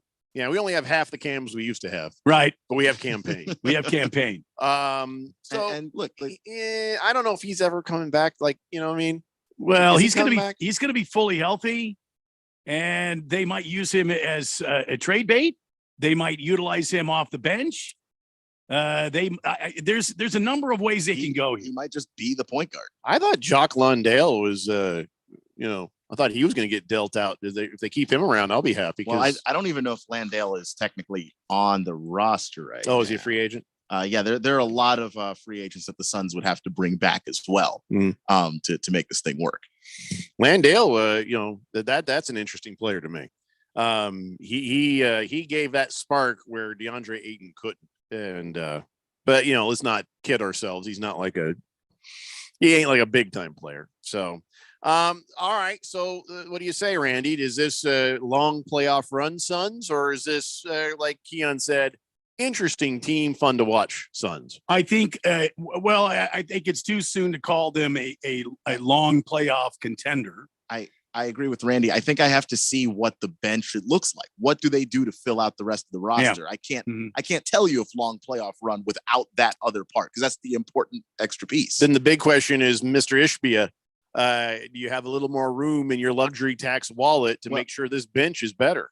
Just to be fair to the Suns, who are $82 million over the cap, the Milwaukee Bucks, the LA Lakers, the LA Clippers, and the Golden State Warriors are all even further over the cap than the Suns are. So he'll probably spend more. Thank God for Matt Ishbia. My God. Mr. Pringle says Beal has missed 101 games in the last 4 seasons. Here we go. And he has Kevin been Durant, injured. blah, blah, blah. But you know what? Kevin Durant did fine, just didn't shoot well. What was wrong with Kevin Durant, by the way? Did we ever figured out why he went flat? I don't think that there was anything wrong in particular. It was just I think shooting in the 20 percentile range is something wrong. Was he? I don't remember him in some of those games. I think. Yeah, I think in a couple of games, but he also had some games where he scored 30 pretty efficiently. Those are fewer and far between in the Didn't playoffs. Didn't he only play like 12 games with us, guys? Yeah, we're just talking regular about the postseason. Yeah. But yeah, I don't know. I don't think he was shooting in the 20s for most of those games. A couple of them. I can pull it up. Yeah, there was a couple of them, but I mean, I remember when he got here, those couple make a difference. He was injured when he got here. And then when he was ready to go, then he had that freak accident in warmups. Oh, that's right. And that put him out for a while. He didn't play very many games with us. He didn't have a chance to gel with this team. Now we have an entire summer. We have an entire off season. And then you got the work starting up again. The season starting in what is it, October? I mean, I think you're going to see a different Kevin Durant on this Phoenix Suns team. And now with the addition of Beal, and all the pressure's not going to be on Durant and Booker. Now you've got this 3-headed monster coming at you. And I agree with Keon. I don't think the Suns are done moving things around, making moves, bringing in some value guys, bringing in some bench players, bringing in some defense. And I agree with you, Jeffrey. I think Matt Ishbia, he knows how to play this game at a championship level, and that's what he is intending to do. And the last time the Suns had three guys averaging 20 points a game was you have to go all the way back to the 80s. You have to go back to 88 with Tom Chambers and Kevin Johnson and Eddie Johnson. There is one troubling thing. There's no. one troubling aspect I know where you're going. I know for where you're going. all of this. We're all happy. Oh, look, we got Bradley Beal as a good player. Oh, we got Kevin Durant and Devin Booker, and maybe DeAndre Ayton will play better. And good days ahead. Then Chris Paul has to remind us of something. Chris Paul has to say, he was not happy because he was surprised. He found out about the trade while he was on a plane. So, he says, well, it's just part of the business. He says, you realize that no one owes you anything, no matter how you are with them or what you do. You realize in this business, nobody owes you anything. He says, but when it comes through and my son texts me, I realize that, Matt and Isaiah, I guess, just wanted to go in a different direction. Sorry, what? Matt and who? Isaiah, as in, is Matt a guy who reads a lot of the Bible? And you reading the book of Isaiah and maybe not Isaiah Thomas? Please tell me that what do you mean, Matt and Isaiah? Because we were wondering, is James Jones's hand on this? Or now is it Isaiah Thomas's hands on this? And if it's Isaiah, and I don't know how much input Isaiah Thomas had, but for Chris Paul to just say Matt and Isaiah like peanut butter and jelly, that's not a good sign, because I don't like Isaiah Thomas, the general manager. I do not like that dude. So that is a little bit of a foreshadowing, foreboding dark cloud off in the distance in reference to the Phoenix Suns, is if Isaiah Thomas is jibber jabbering and Matt Ishbia is listening. That could be problems. Yeah, this is the Michigan State connection that is going sour.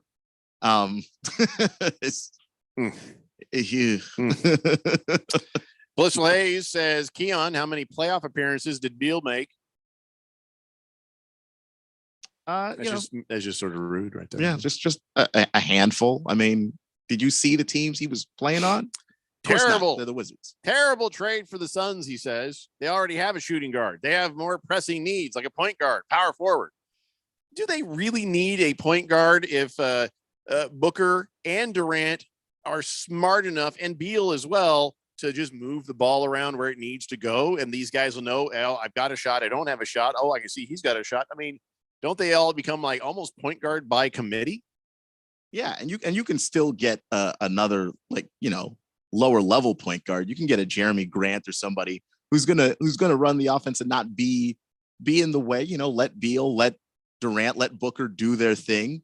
Like there's options out there that are going to be very cost effective. I don't understand the cause for that. The shooting guard you had, you're going to move Devin Booker, I think, more to maybe a wing role, and then you're going to give Bradley Beal that. I don't understand.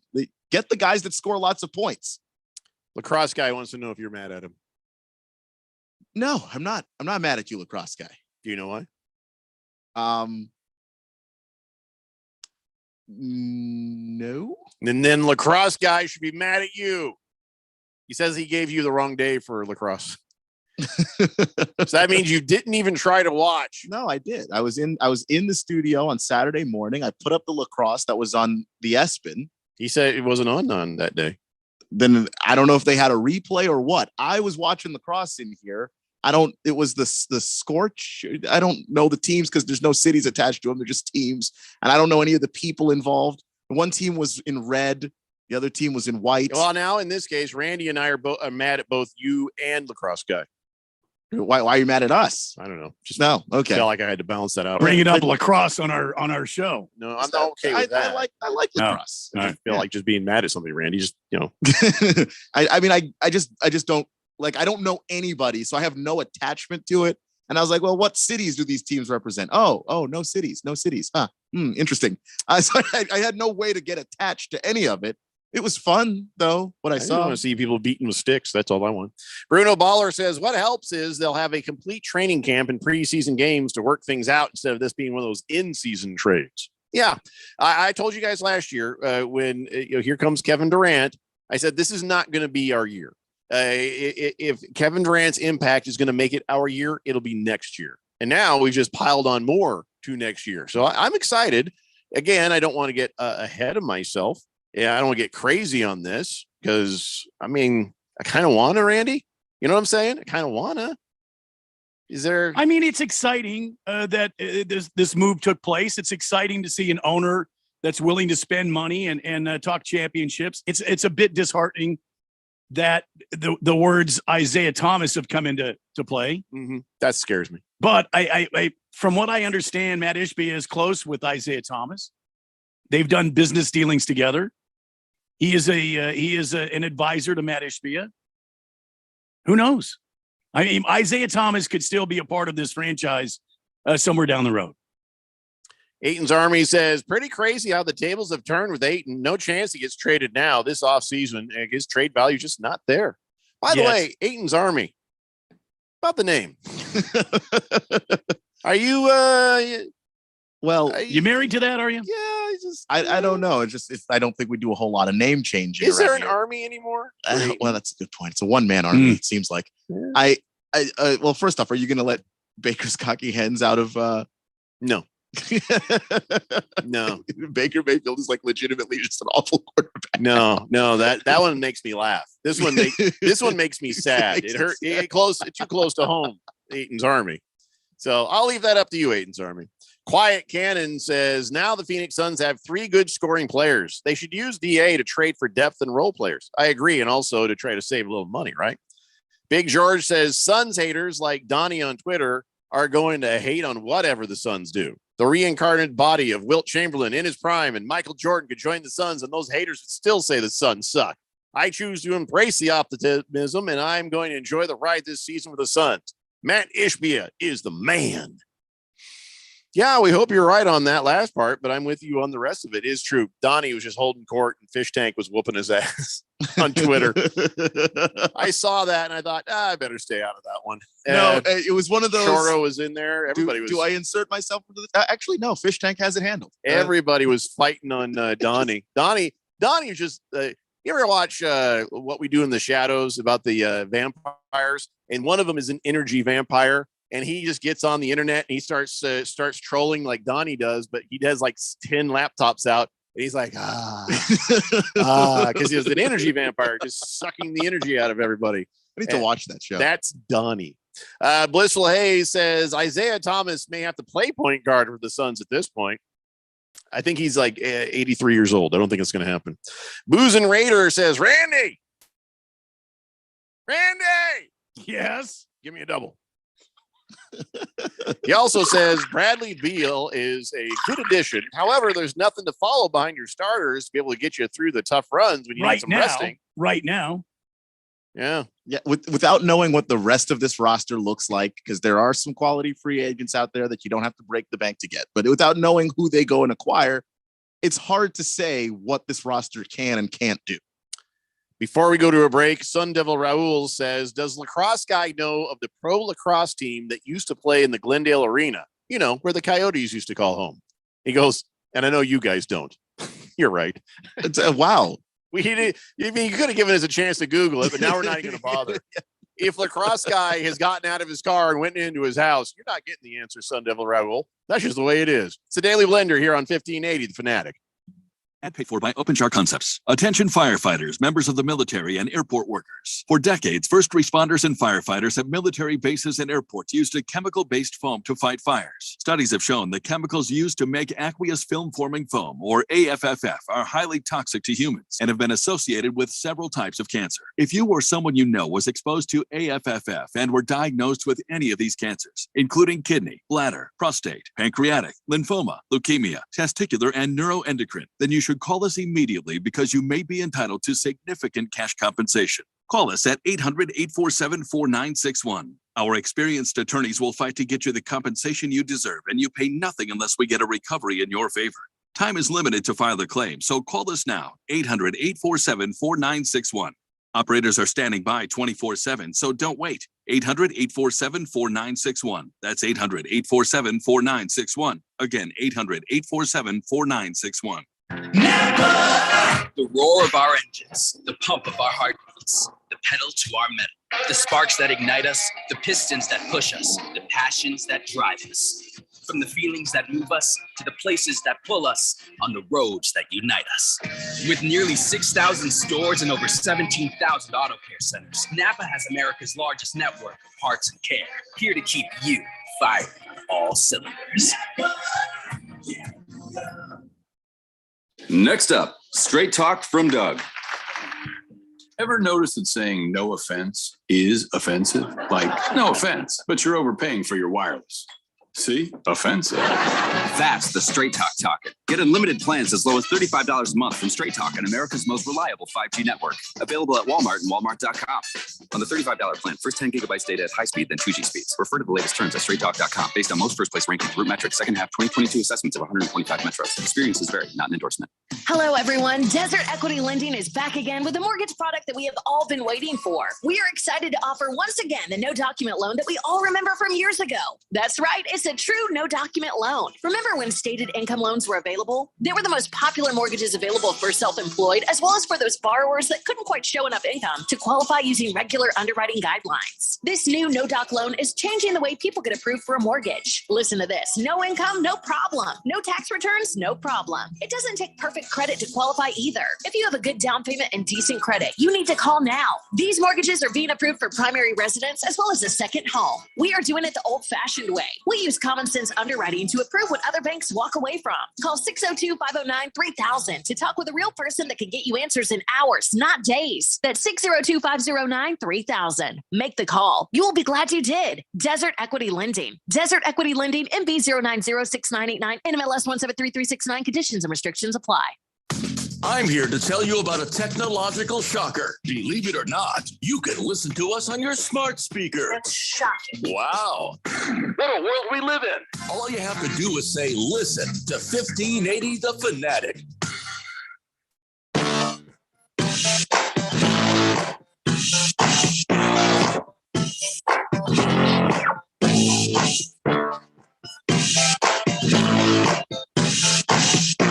It's Daily Blender here on 1580 The Fanatic. Hey, Randy, you been watching any of that College World Series? I've been watching a little bit. Why?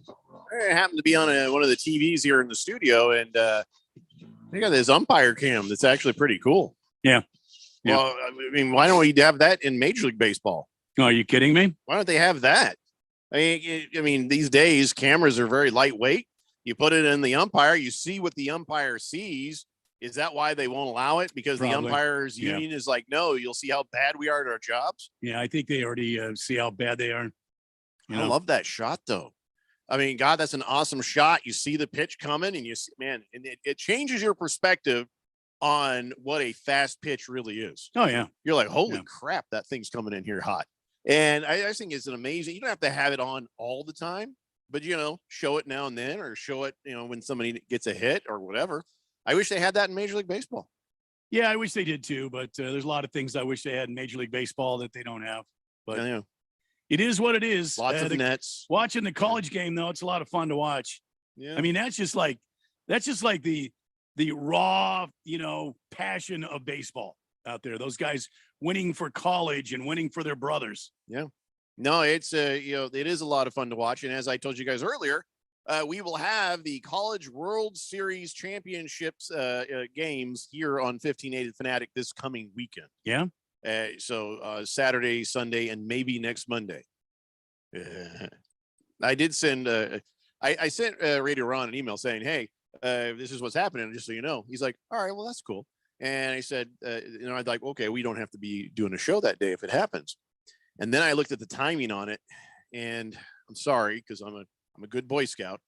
I said, well, it does start at 3:45, the broadcast. So do you want us to do 45 minutes? I have not heard back yet. He's still thinking.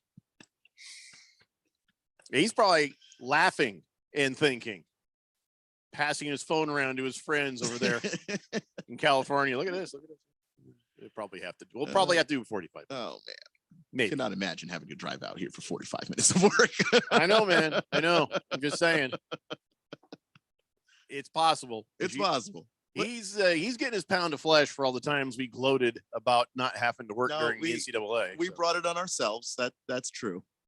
Quiet Cannon says Topeka known right now with Phoenix Suns. What? Topeka. Let me read that again. Topeka known right now with Phoenix Suns is, do they have chemistry? Just going to go on. Topeka known? Topeka known? Topeka known? Too soon to know? Maybe? Too soon to know? Potentially. Topeka known. I could read the rest. Warriors and Nuggets have chemistry. Even with DA, they could be really good this year if they have chemistry. Oh, okay. Now I understand. So will they have chemistry? But DeAndre Ayton is irrelevant now to the chemistry, as you've seen. I mean, I think he still matters because Frank he matters Vogel as a monolith. He matters if he plays his position, but I don't think he matters for the chemistry because it hasn't mattered at all. Well, I think it does. I mean, especially on the defensive side of the ball, which is going to be the most important side of the ball for at least this head coach.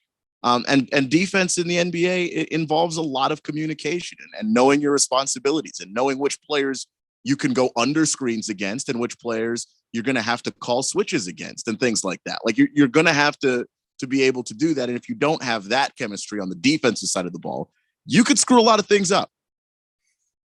Yeah.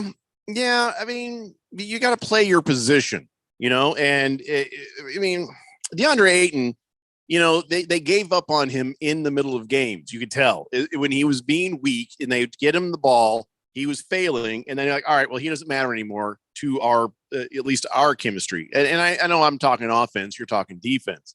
In defense, be down where you're supposed to be for the big man. How much chemistry do you need to play that position with, the other guys? You do. I mean, like you look at Jokic because teams know that Jokic is not the best individual defender. But the Nuggets were able to, by using drop coverages and communicating well and putting Jokic in positions where he could come over and help and really be effective, they got the most out of him defensively. And he wasn't a weakness and he wasn't a liability. No, here's the difference. I'm going to show you the difference. I'm going to back up on the camera here so you guys watching at home can see this.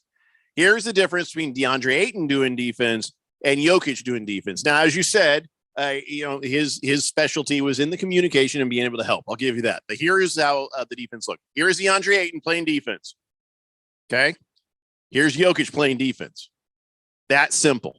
Ayton's his hands are down by his face. He's like, ugh. And when Jokic plays, his arms are up like this, just sort of making it almost impossible for you to shoot over him.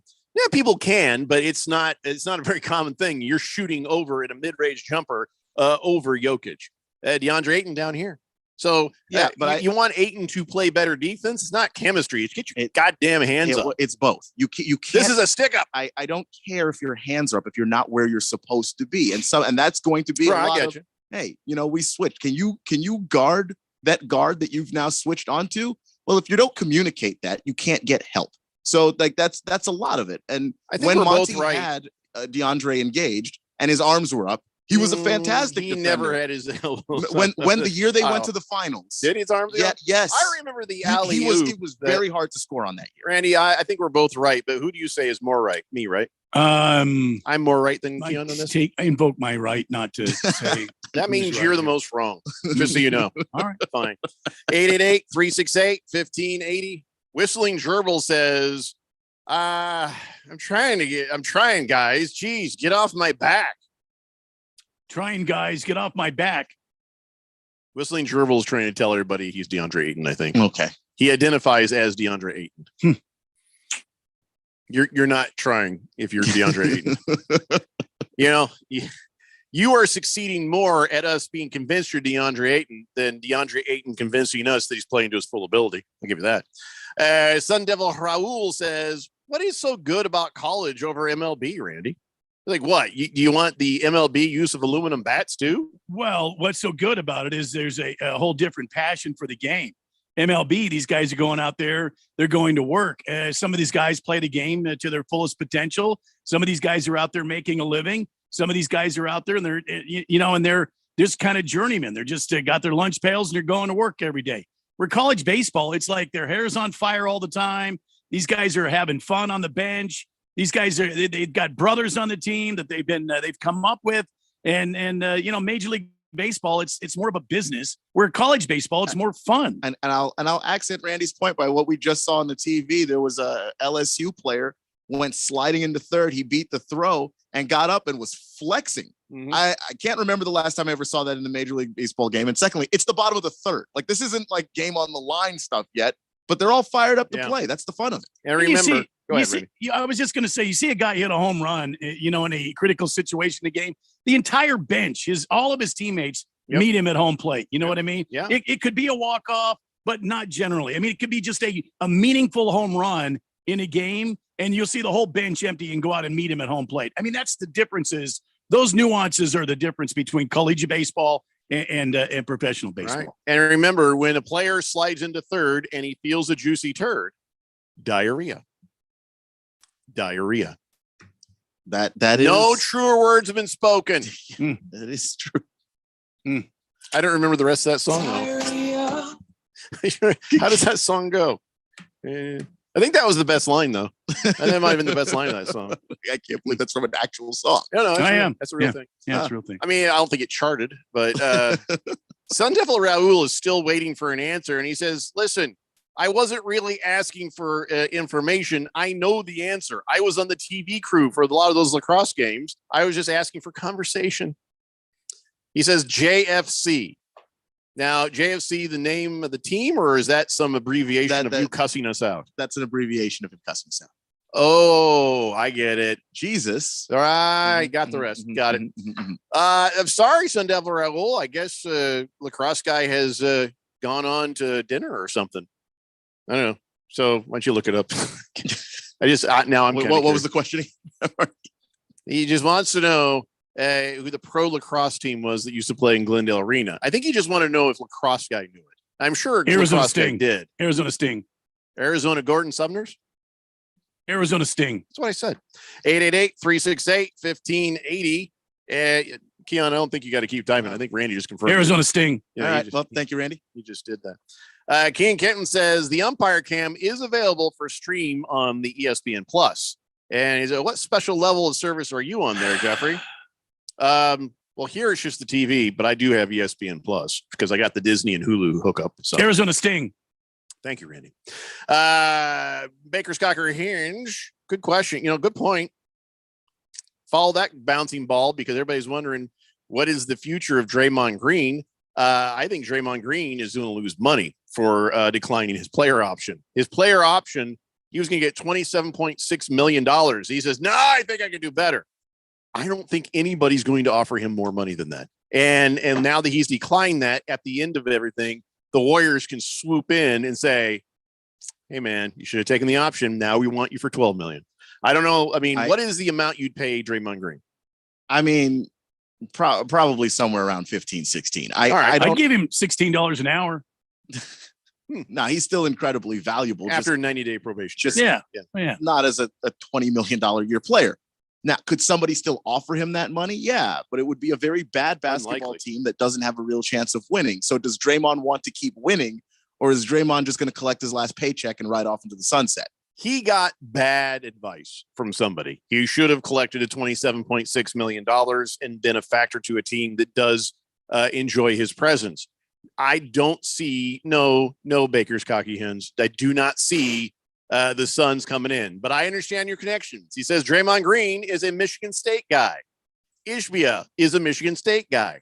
Suns need rebounding and passing and a pest. Is an exemption level that makes Green a Sun possible? Not everyone is willing to take on that personality. Are Durant and Green okay now? That I know. I know that they're fine now. Yeah, they've squashed whatever. Draymond has his Draymond Green show podcast that he does, and Durant's been on it a few times. And they talk, they chat, they get along. So I don't think that that's going to be an issue. But as for, a player exemption, I think that Draymond wants a lot of money, and he's either going to go back to the Warriors for less than what he could have made, or he's going to go to some team that's really crappy. He'll make the money and we'll never hear from him again. I'm about guarantee you he's going to be a discount warrior. Boomer Sooner has been trying to text in for the better part of a while. So, Randy, could you get that man a beer and we'll get to his text when we come back on the other side? Sorry about that, Boomer. Sometimes that's just the way the whole text line rolls right here. More people with more to say about Beal and Chris Paul and even Draymond Green. I want to wrap that up fast, though. You know why? You know why? You know what I want? Randy, what do I want? Want to talk NFL quarterbacks? Damn right I do. It's a Daily Blender here on 1580 Fanatic. The roar of our engines, the pump of our heartbeats, the pedal to our metal, the sparks that ignite us, the pistons that push us, the passions that drive us. From the feelings that move us to the places that pull us on the roads that unite us. With nearly 6,000 stores and over 17,000 auto care centers, Napa has America's largest network of parts and care, here to keep you firing on all cylinders. Next up, Straight Talk from Doug. Ever notice that saying no offense is offensive? Like, no offense, but you're overpaying for your wireless. See? Offensive. That's the Straight Talk talking. Get unlimited plans as low as $35 a month from Straight Talk on America's most reliable 5G network. Available at Walmart and Walmart.com. On the $35 plan, first 10 gigabytes data at high speed, then 2G speeds. Refer to the latest terms at straighttalk.com based on most first place rankings, root metrics, second half 2022 assessments of 125 metros. Experiences vary, not an endorsement. 80% of youth in Arizona don't drink, smoke, or use drugs. Want to know the reason why? It's you. Kids say not disappointing their parents is one of the main reasons they choose not to drink or use drugs. Visit talknowaz.com because while you might worry you aren't getting through, you are. Keep it up and stay up to date about the latest Arizona drug trends at talknowaz.com. This message is sponsored by the Substance Abuse Coalition Leaders of Arizona. Ask Sherwin-Williams and get 30% off super paint products and super deck stains June 16th through the 26th. That means 30% off our most popular color family, blue. Psychologists have found it to be soothing and relaxing, which makes it especially great for bedrooms and bathrooms. And of course, get 30% off all of our other colors. Shop the sale online or visit your neighborhood Sherwin-Williams store. Retail sales only. Some exclusions apply. See store for details. Discover credit cards automatically double all the cash back you earn at the end of your first year, which means, wait, hold up. Question for the audio engineer. Go ahead. Did I read that right? Discover automatically doubles all your cash back? Yeah, that's what the script says. So if I get a Discover card right now, I can earn twice the cash back. Apparently. Wait! Unlimited first year cash back match, only from Discover. See terms and learn more at discover.com/match. Will Shakespeare here. Back in my day, I invented over 1,700 slang words like swagger, bedazzled, and my personal favorite, besmirch. But even I have trouble understanding slang words like yeet or bougie or this is fire. Actually, it is extremely smooth Shakespeare vodka. Okay, Boomer. See what I mean? But there is one word that describes the pure quadruple distilled spirit crafted from an 8th century Polish recipe the first time you try it. So lit. I couldn't have said it better myself. Shakespeare vodka. So lit. KQFN Tempe. Also transmitting on K25CD Phoenix at 99.3 FM. And K2.2 Rolling Hills at 95.9 FM. It's time for the third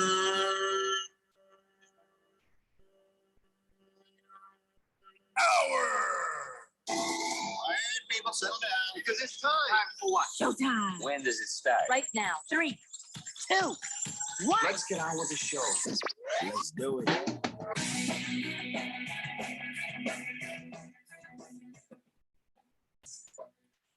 All right, buddy, it's 5 o'clock here on the Daily Blender. I'm your good friend, your radio pal, Jeffrey O'Brien, alongside Randy White. Got Keon Rose in the control room, and you guys are on the Fanatic text line, 888-368-1580. We broadcast live in the Harmon Solar Studios in Scottsdale, and we're still kind of chatting a bit about Bradley Beal coming to the Phoenix Suns, Chris Paul going somewhere, DeAndre Ayton, what's he going to be like, and also the possibility that Draymond Green might exist to someone like the Phoenix Suns. So I guess for me, the first question, Randy, does Draymond Green make the Phoenix Suns better? Would he just replace a Kogi or something, or does he replace? I don't. Ayton? I don't know. I mean, of course I think he could replace the DeAndre Ayton, but is that what you want to do? An older guy, he's a proven champion, but he was a proven champion in that program. How is he going to gel with the Phoenix Suns? I don't know that Draymond Green would make this team an instant, finals champion contender. Would it be an upgrade? Would it be somebody that might mentor DeAndre Ayton? Yeah, perhaps. Yeah, it wouldn't be a replacement thing. He'd probably play alongside him. So you'd have DeAndre Ayton and Draymond Green down bottom, and then you'd have the other guys around the perimeter. Yeah. And honestly, I think one thing that this team is missing that not one person I think that's on the roster right now really gives you is that tough guy, that guy that's going to get a little bit dirty, that's going to push some people around, that's going to get a technical foul to send a message. The Suns don't have that right now. And if you were to get Draymond Green, that would have value. You think Ishbia would pay the 27? Well, see, here's the thing. He declined a $27.6 million player option, which would mean he would have to have a couple of years for that to be less. You know what I'm saying? I don't think that that's going to be a move that would make sense for the Suns. No, and that's the reason why it's in all likelihood not going to happen. Just from that perspective, with all the money that's being doled out right now, if you were going to pay that level of money, you want somebody closer in the prime like that. Draymond's not in his prime anymore. He's still very good, still very valuable, still an incredible passer, still an incredible rebounder, but the scoring punch he used to be able to give you, not quite there. And while you don't necessarily need it for this team, then what are you paying for? Random texter has filled in one of the gaps of my memory. When you're running down to first and you feel a juicy burst, diarrhea.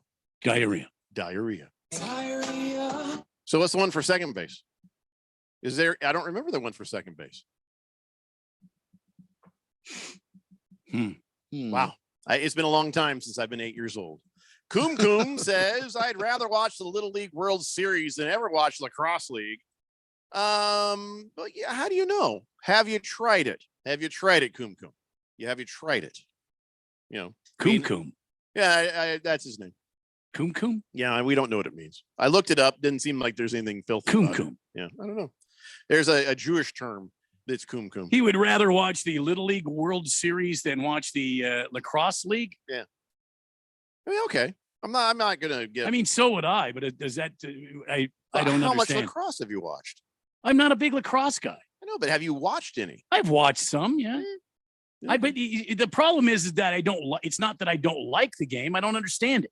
I mean, if I had somebody, teaching me more about the game, I would probably get into it. It's a rough and tumble game. I would enjoy it. It's just like I don't sit around watching rugby. I think that's a very manly game. Oh yeah, it is very much so. It's a hell of a game. I'd love to learn how to. But you got the guy in the sport coat that comes out, does this business here. The referee. Yeah. I don't understand what the scoring is. If somebody was explaining, where's the hooker? Where's the scrum? There it is. I need to know more about it. But in Little League Baseball, I'll watch that all damn day. Yeah, when they all get attached together, that's the scrum. Yeah, and then somebody in there is a hooker. I don't know. You got a hooker. You got the scrum. I don't know what she's doing out there, but it's fascinating. Well, and how does she play in those high heels? It's it's Australian for you. I don't know in English. That's how I felt on Saturday, Randy. I was watching the lacrosse and I didn't. He didn't even know he was watching a replay. See, but even if it was just a replay, like I was just trying to get an understanding of the game, and I felt incredibly lost. I don't know any of the players. I don't know any of the storylines. It was just guys playing lacrosse. We need to have a lacrosse guy come in and give us like a tutorial. I think on the game of lacrosse. You could probably tweet that in. Baker's Cocky Hen says, sign and trade Ayton for Green and Defensio. Well, we've already signed Ayton. So are you saying that the Warriors would do that? The Warriors would do a Draymond Green sign and trade? He goes on. He says in an epically long text, I don't think there is one for second. This is about the diarrhea. He says, when you're sliding in first and you feel something burst, diarrhea. When you're sliding in third and you feel a juicy turd, diarrhea. When you're sliding into home and your pants are full of foam, diarrhea. when you're sitting in a Chevy and your shorts are feeling heavy. Diarrhea. I don't remember that one. He says there isn't one for second. All right. Thank you. Bakers, cocky gun. Boomer Sooner. Let's see. I gotta scroll up to see everything he has said. He says, "Good day, Blender Nation. 99 degrees and windy in Anthem. A little bit of light traffic out there." He says, "I'm filing a complaint. Airing men's baseball, but no women's softball." Talking about TV or our radio? What are you station? talking about? I mean, you on the radio station. Oh, Yeah, you must be in the radio. Yeah, softball wasn't offered to us. It wasn't a thing. So yeah, we're just contractually obligated to air this stuff. So shut up. Anyway, Jeff, go back to the farm with me. Why would he say back to the farm with me? When was I ever at a farm? It's very confusing. So many questions. Raven Kid says, if I'm the Phoenix Suns, I saw the clashing of KD and Green, in Golden State Warriors there, and I'm avoiding Draymond unless you can get him at a very cheap price. You won't get him at a very cheap price, but the Warriors will. Or maybe another team might if they're interested in, if the Warriors say 15 mil and I put cash money on it. That's their stopping point, and then another team says 16 mil. And the Warriors are like, look, we're stopping at 15, and that's that. See, I don't see the Suns jumping in on Draymond Green. I'm sorry, I just don't see it. Mr. Wilbur says, damn it, are we going to talk about NFL quarterbacks or what? Well, get in there, man. We're only 7 minutes into the hour. Come on. There was a bunch of dogs that were barking at me the other day from a fence. I went, and they actually stopped. So I'm doing that to Wilbur now. King Kitten says, dogs think it's funny, but it's really wet and runny. Diarrhea. Jagdog says, oh, nothing. He sent a picture. Let me see here. Of diarrhea? No. I sure Thank hope God not. for that. After they acquire Bradley Beal, the Phoenix Suns will have nearly $750 million in guaranteed money on their books for Beal, DeAndre Ayton, Devin Booker, and Kevin Durant. Those four players combined for $723,533,041 in guaranteed salary through the 27-28 season. Hey, if you got it, spend it. It's not your money, man. I don't know what to say. That is troubling, though. They are hilariously over the cap, and there's no bench. That is the thing that worries me the most. So here's the economics question. Business, okay? So let's say nothing changes and we win a championship. And there's $82 million extra paid for that championship. Can the Phoenix Suns make that back? And how fast will they make it back? Is this a good business move? Meaning, if we're going all in, if we win the championship, we'll make that back and more. I mean, that's a lot of damn money. It is a lot of damn money, but does it sell a lot of damn jerseys? Does it, move a lot of hats, shirts, that kind of thing? Because if it does, then probably. I mean, just over the years, if you win a championship here, people will be buying Suns things for the next 10 years. Oh, yeah. So long term, a championship, but you got to have projections. You got to have a plan if you're going to go that in debt. If Matt Ishbia is going to be the guy to take the Phoenix Suns all the way to a championship and brings home an NBA championship to this city, they will repay him regally. He will be a made man. So when the Arizona Diamondbacks won the World Series in 2001, how long did it take before people were like, "Ah, crap, they got the series and now they've given up"? Was it 10 years, 15 years? Was it 3? Well, I don't know that. I don't think it's ever been a give up. I think when they changed ownership, and I think there was some speculation on changing ownership, and the way Ken Kendricks came in and broke the team down and started running it. I mean, everybody could, people don't give enough credit to Phoenix being a good sports town. The fans of Phoenix know what the hell's going on. We know what's going on. We just don't have any power to change it. We know what's going on here. We know what the Bidwells were doing with the Cardinals when they first got here. We know what they were doing when they brought in the Coyotes here. We know what's going on. It's just we don't have any power to change it. Now you got a guy like Matt Ishbia that comes in and he's willing to spend money and he knows his way to how to make a championship team. And it seems like to me that's what he's trying to do. Matt Ishbia wants to be the guy to bring the long-suffering fans of Phoenix, Arizona, their first NBA championship. And they've been waiting over 50 years for this to happen. Mm-hmm. He wants to be the guy to finally get the job done. See, God, I hope this works.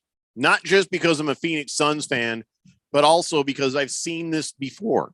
I've seen it before. I've seen it in television. I've seen it in radio. I've seen it where somebody comes in and says, we're going to do this and we're going to do it right. And they throw a ton of money at something, but they don't get the right people. And the end result is disaster, not a championship, or not what they had hoped the outcome would be. So if Ishbia comes in here and he's like going crazy, spending money hand over fist, and he goes $100 million into luxury tax. So not only is he paying players, he's always got this $100 million debt going. If this doesn't work, he will become the cheapest owner in NBA history. Oh, I don't know about that. Don't be so sure. I don't know about that. I've seen this in many other types of business. I don't look. Jerry Colangelo is known as the godfather of Arizona sports for a reason. Look what he did with the Phoenix Suns, and he couldn't get the job done. When he got the job done, is with the Arizona Diamondbacks, and then he gave it up, and he left.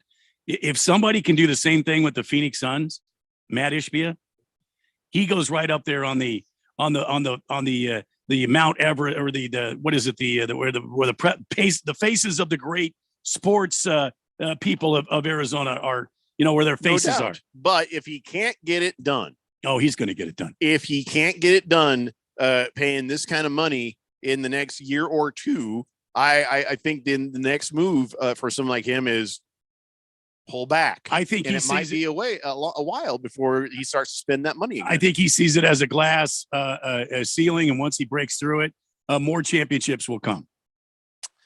I know I do not want to be right about this as a Phoenix Suns fan. Yeah, but I see I've what you're seen saying. it before. I have seen some teams spend a lot of money. The money stuff doesn't work out. And then they become more analytically driven, where it's like, okay, maybe we should work smarter, not harder here. Or in the case of the money, we should spend it more wisely. Which means, but that doesn't necessarily mean you're cheaper. It's just like, okay, I'm just going to make sure when I spend the money, it's going to be on the right people at the right times. So you could go completely cheapo and then just give up. But I don't think that's Matt Ishbia's deal. I hope not. It doesn't seem like that anyway. See, when the Suns when they drafted Cam Johnson, everybody was questioning that move, and now he turned out to be an intricate part of Phoenix Suns, and miss him. And then they trade him away, and they trade away Mikal Bridges too, another guy that was virtually unknown, and the Phoenix Suns brought him in here. James Jones brought him in here. I think this is the kind of moves they're going to make now to fill out this roster. They're going to bring in some part players. They're going to bring in some value guys. They're going to bring in guys we don't even expect, and they're going to play an integral part of this team. And it's going to catch fire, man. It's going to catch fire. You got three big names, and then you got DeAndre Ayton. The only thing is, I don't see DeAndre Ayton starting in the lineup when the first tip off of the season. You don't? No. Not DeAndre Ayton, no. At the tip-off of this season? This upcoming season, I don't see DeAndre Ayton as the starting center for these Phoenix Suns. You think he's out of here? I think he's out of here. They unload his contract, or they pay part of his contract, and they bring in some value guys or other veteran guys that can come in and help this team. I think that they continue to see him as a trade piece, and you try and rebuild that reputation of his so that you can move him closer to the trade deadline. I don't think there's really much of a market for him right now after the way he embarrassed himself in the playoffs. Could be. The Wiz says, I don't think Ishbia is in this for the money like Bidwell. Total vanity play. Yeah, it's a vanity play, Wiz, because he was not a Phoenix Suns fan until an opportunity to buy a team presented itself. He's a businessman. He saw this opportunity. He analyzed it. He bought into it, and now he's in it for real. And I do believe that he'll become a part of the community. But vanity play, if it don't work and you look bad, you're going to stop the bleeding. If they trade DeAndre Ayton, they're stopping the bleeding, and in a business sense. And of course it's smart to do. to try to, recoup some of the costs of this Beal trade. So, I can't blame the guy for it. I'm just saying, if what we're doing right now don't work, you're going to see a different Ishbia. So if other teams, we've already identified other teams as paying way over the luxury tax limit. Right. You had, who was it you had? The Lakers. Who else? Lakers, Warriors, Clippers. The Warriors, it's worked. So if there's other teams out there that are way over the luxury tax, and let's say the Golden State Bucks. Warriors, okay? Well, the Lakers are dumb as bricks. Well, let's talk about the Golden State Clippers Warriors. are desperate, and the Warriors, it has worked for them. Though with the Warriors, I don't multiple times. I think with the Warriors, they built through the draft, and now the money they're paying is just The guys bill they, is due, right. they drafted, as Yeah. opposed to they went out and bought or made a bunch of trades or picked up a bunch of guys in free agency. My point is Matt Ishbia is not a stupid man. He apparently is a very smart man, and he is a very savvy businessman. And I think he knows what he's doing to be over this cap. I sure hope so. I think he's got plenty of reserves. And guys, if other teams can do it and win, why can't we? What are we worried about? Here's what the why can't we? It's not the why can't we. It's the did we pick the right pieces to achieve that? No amount of money in the world thrown at a problem fixes that problem unless it's done smartly. And so now when you look at Booker, smart, Draymond Green, maybe not so smart. So let's not do him. So Booker and let's say Kevin Durant. That is smart. I think they are going to gel and play well once they've had more time together. Adding in Beal. Well, I don't know for sure, but Keon is assuring me, yeah, he's going to fit in on this one pretty nicely and should be fine. He has that same personality, maybe, and that mindset as Booker and Kevin Durant. Yeah, he's in that same vein of like he just loves basketball, right. and it's about the team and it's about winning a championship. Okay. So as you start to look at some of these things, it's like, okay, are we throwing the money in the right place? Now, the Beal thing seems like maybe yes. The DeAndre Ayton thing feels like maybe no. And I'm sure Ishbia knows that. I hope so. Because you throw a bunch of bad money at a good idea, you don't achieve your goal. You're going to be less likely to throw the money at the bad idea. Remember, he wasn't the guy. He wasn't the guy to do that. That was the former administration. So Sarver was here when they paid Ayton. Sarver's the one that pulled the trigger on that. And then James Jones, though. Yeah, but James Jones is trying to push to build a team through the draft with a core of guys he drafted, because Sarver's not going to spend on free agents. Like, that's something you definitely know for a fact. So that was why it was so important. Ishbia comes in and goes, I'm willing to spend on guys. So, if it means that you have to sacrifice the future somewhat, I'm okay with doing that if it means I can win a championship right now. And then he made that move for Durant. That was his first move. The Ayton thing is kind of Ishbia dealing with what James Jones had to deal with Robert Sarver. Quiet Cannon says, speaking of a lot of money, winner of the U.S. Open won himself $3.6 million. I know, and we talked about that at the beginning of the show, Quiet Cannon. Don't act like we don't know. All right, we're gonna finish up this line of conversation here when we come back. And there's two threads working on the text line right now. One is about the trade, and the other is about the diarrhea song. And all right, people giving me more lines that we may have forgotten from when we were 8 years old. So we'll read all those texts when we come back, and then please let us get into some football. It's the Daily Blender here on 1580 The Fanatic. This is Brent Musburger's action update on 1580 and 99.3 The Fanatic. Juice Reel, the betting intelligence tool that's making better bettors. Open the App Store and get your hands on Juice Reel. Start betting smarter. Juice, R-E-E-L. Juice Reel. Now, here are the latest lines from my guys in the desert. The U.S. Open Golf Tournament is in the books, won by Wyndham Clark, who finished at 10 under par after firing a final round 70 at the Los Angeles Country Club. Rory McIlroy one shot back. Now the PGA Tour heads to the TPC River Highlands on Thursday in Connecticut for the Travelers Championship. Scotty Scheffler, who finished third at the Open, is the betting favorite to win the Travelers, plus 550. Patrick Cantlay, John Rahm, and Rory McIlroy all at plus 1,000. Xander Schauffele plus 1,200. Victor Hovland is at plus 2,000. I'm Tony Desiri with your VSiN Action Update on 1580 and 99.3 The Fanatic. You don't plan for a computer virus. You don't plan to lose files. You don't plan to knock your laptop off the counter. And you don't plan for your PC to crash or your screen to freeze. But Staples has a plan.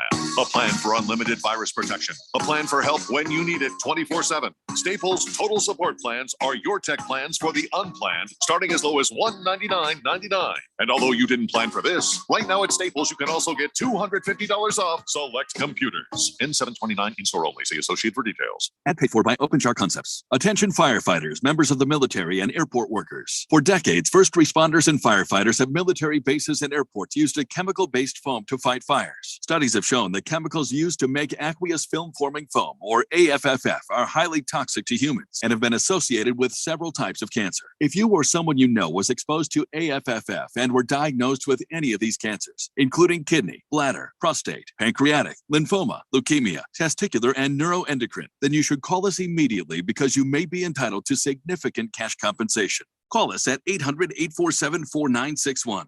Our experienced attorneys will fight to get you the compensation you deserve, and you pay nothing unless we get a recovery in your favor. Time is limited to file the claim, so call us now, 800-847-4961.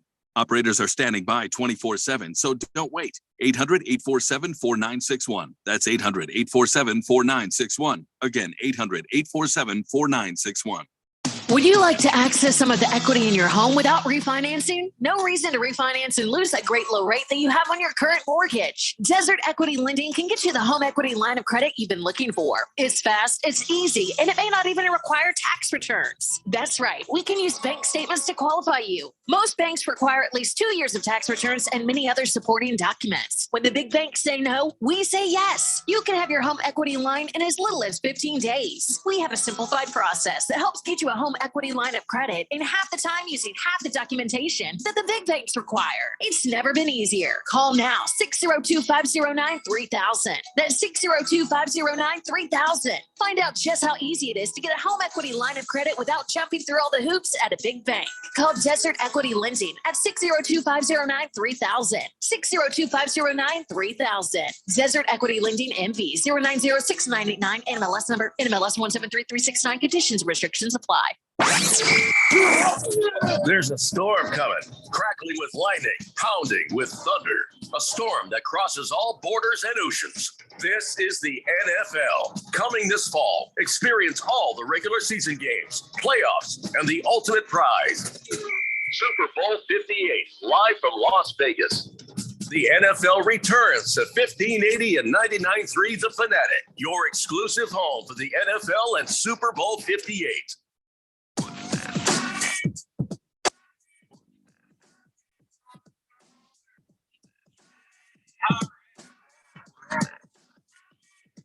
Well, that's new. Who put that in?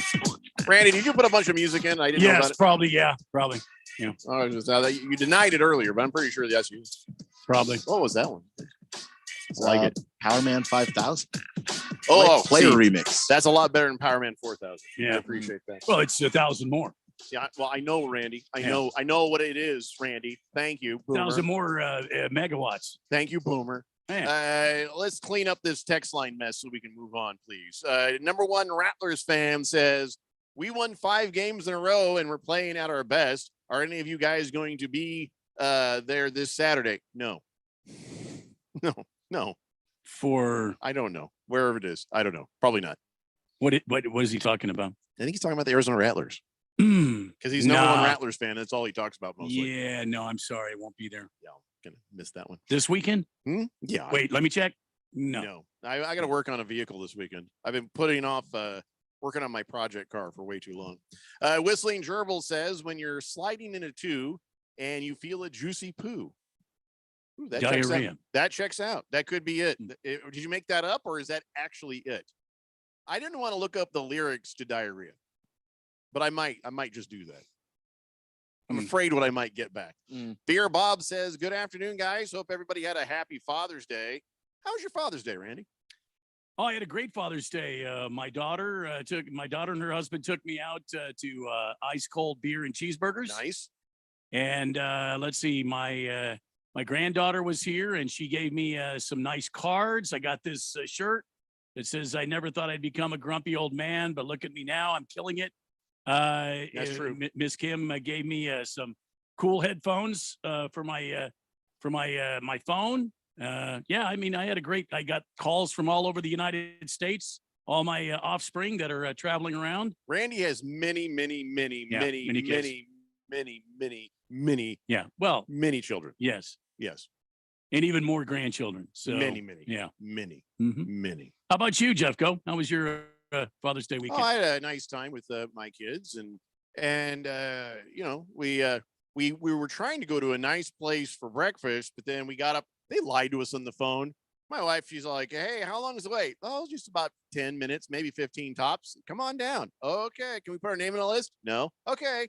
We drive up and there's a line around the damn building. Oh, boy. And we're like, there's no way that's 10, 15 minutes. Boy. So we walk in there and we're like, hey, the heck? And they're like, it'll be about 45-minute wait. I thought, that's also a lie. Have you seen the line outside? Yeah. And the list of names, and we're like, well, just don't lie to us on the phone. Just tell us you're busy. Then we, it's all right. So we just went to Denny's, and it was horrible because the service was bad and they were shorthanded, and we sat there for an hour and a half. Yeah, took them over an hour to get us our food, and when they did, it wasn't right. Oh boy. Oh, fantastic. America goes to Denny's. Yeah. And then another crazy thing, we'd gone to the Dairy Queen like the night before, and we're standing there. And as we put in our order, 3 girls quit and they just walked right out. They had to close down the Dairy Queen. We luckily, the guy's like, I'm going to make yours, but everybody's got to leave the dining room. Like, oh my God. It was that kind of a weird weekend, man. Wow. It was weird. Beer Bob says he got his Hawaiian shirt yesterday over at the Diamondbacks game, but holy crowd. He says it was hot. Unfortunately, saw a couple of people pass out because of the heat. Yeah. Standing in long lines during the heat for a long time. Not good. Stadiums need to do something about that. I heard the power went out over there too at Chase Field. Yeah, power went out in the first inning. Yeah. It was like a delay, about 15 or 20 minutes or so, but they got it back. That was yesterday? Yeah.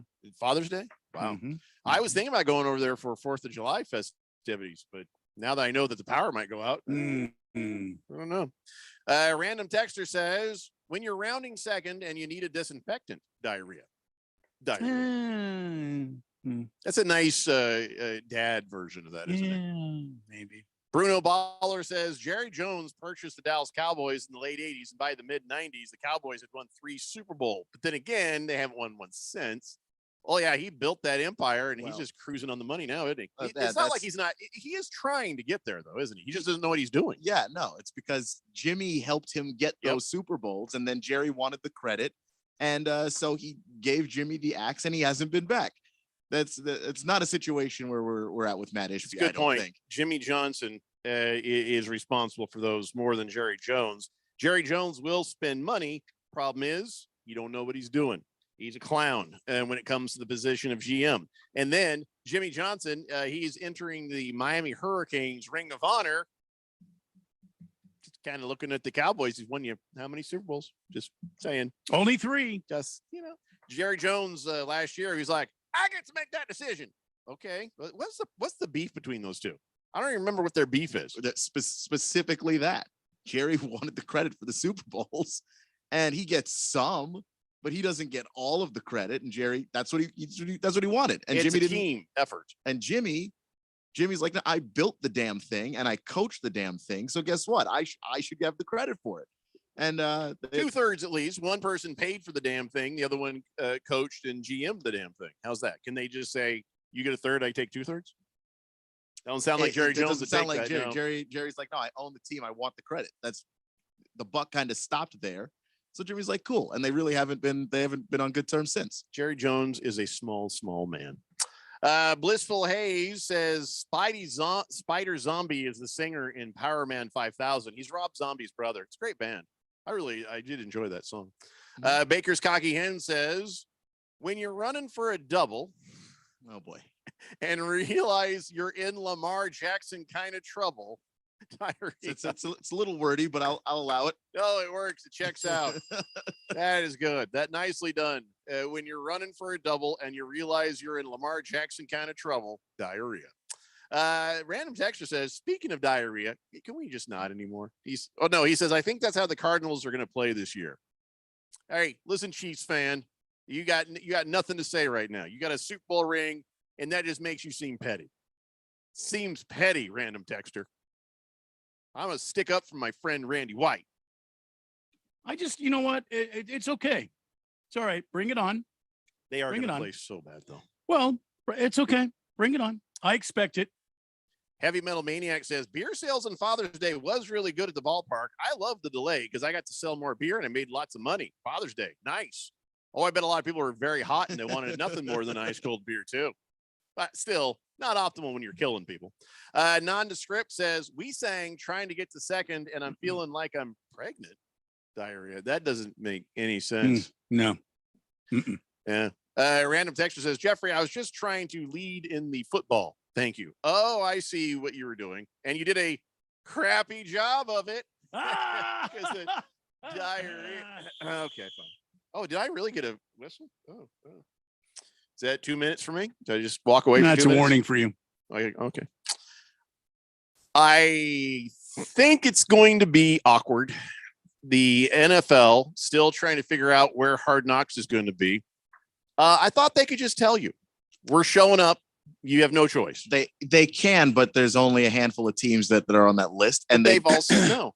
So who gives a crap if they said no? Go to the one that's most interesting. And the league would like to not just use it if they don't have to. If they can convince a team rather than compel a team, that's better. And then of course they can keep that in their back pocket for future years in the event that they have a year where they can't convince a team. So if you've got to do something and you're like, well, we have the right, but we don't want to piss off an owner, right? Because who's the NFL? Well, the owners are the NFL. Mm-hmm. Who's running this thing? Roger Goodell. No, wrong. All the owners of the NFL. So if the Hard Knocks production team, which has the right to say this, goes in, and now they've pissed off an owner. And so what better owner to piss off right now but Daniel Snyder?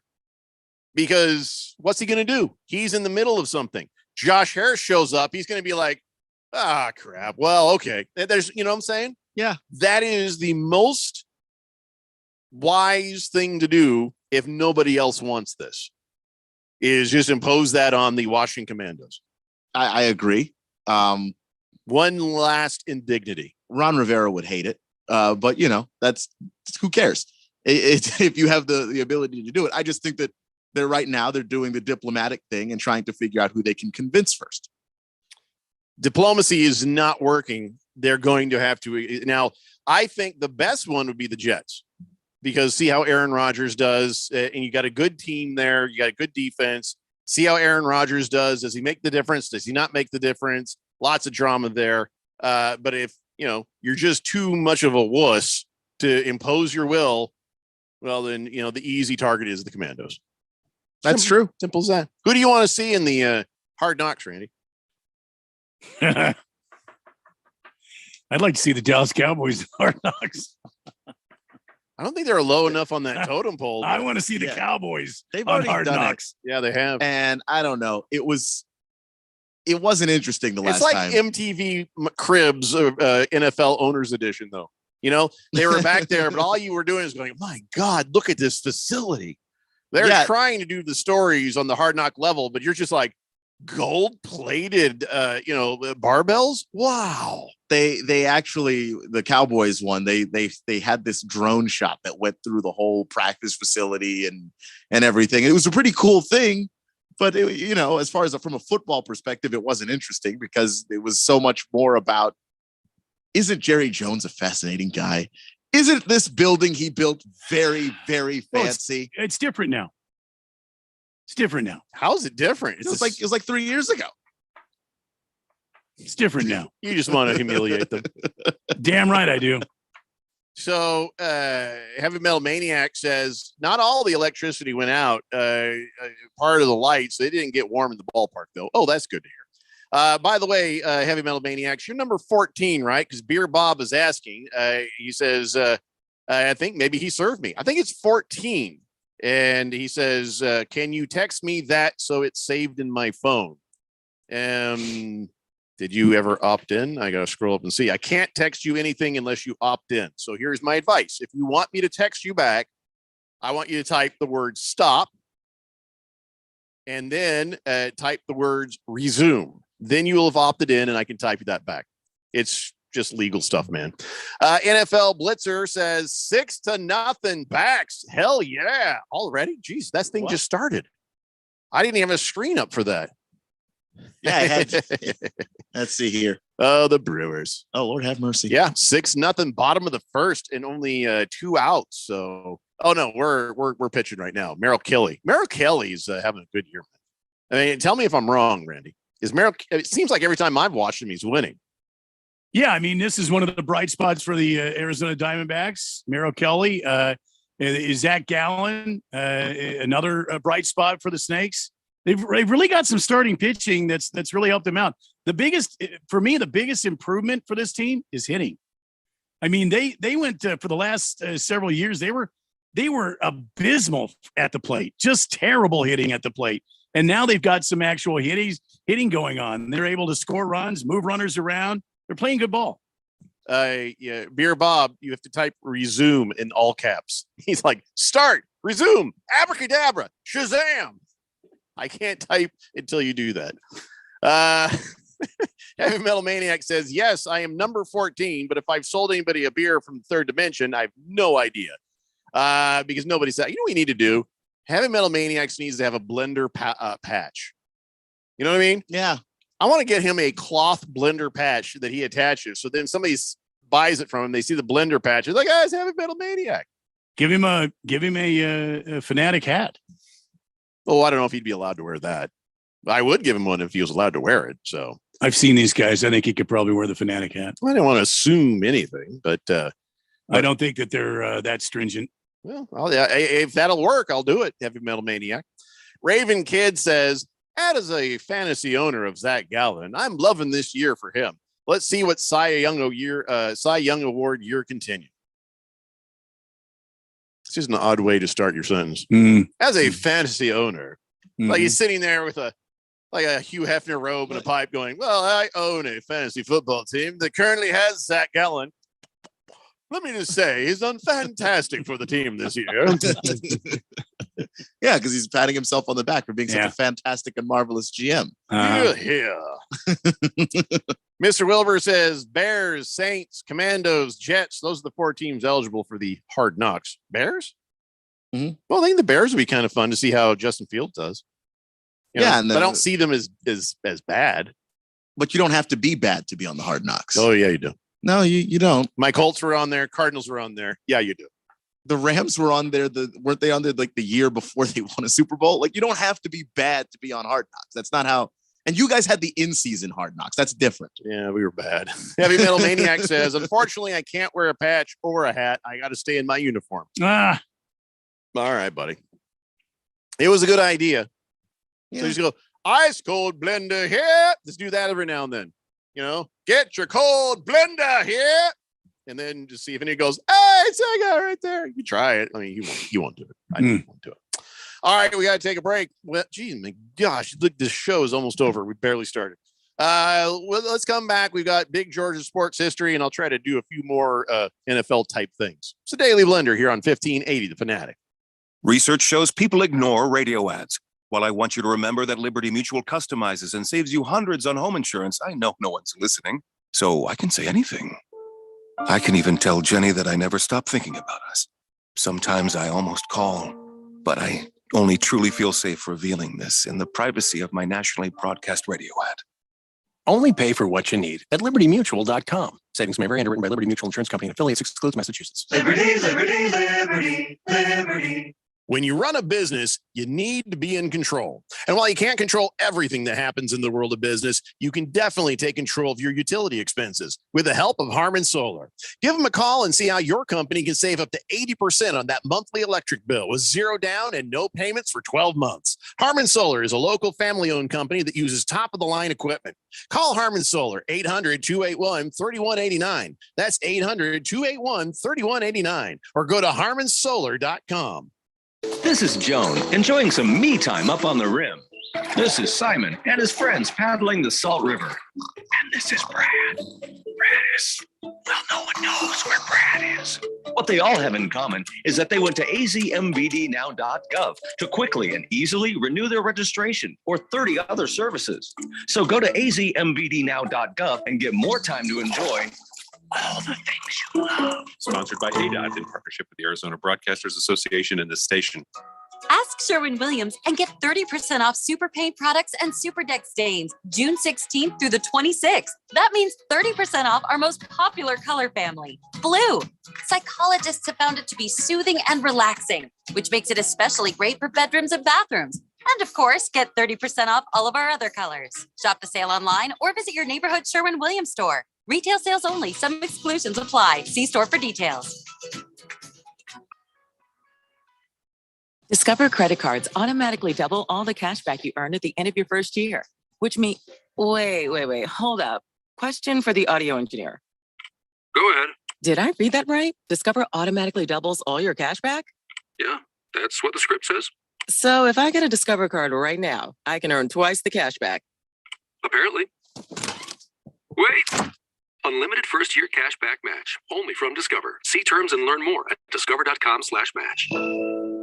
Seems like everything is going electric these days. Electric cars, electric trucks. But what you save on gas, you pay for with that electric bill. With all these things being plugged into your house, wouldn't it be nice to save up to 85% on your monthly electric bill? Well, you can do that with zero down and no payments for 12 months. Call Harmon Solar. Harmon Solar is a family-owned, woman-owned local company that uses top-of-the-line equipment. Call Harmon Solar, 800-281-3189. That's 800-281-3189. Or go to harmonsolar.com. We know how it goes. You can't always tune in and hear your favorite shows and hosts. Dude, look, I'm a loser. Okay? It's cool, bro. That's why we post podcasts of your favorite shows and hosts. Listen when you want to. Listen on demand. That is great and frankly kind of amazing. Go to 1580thefanatic.com to download.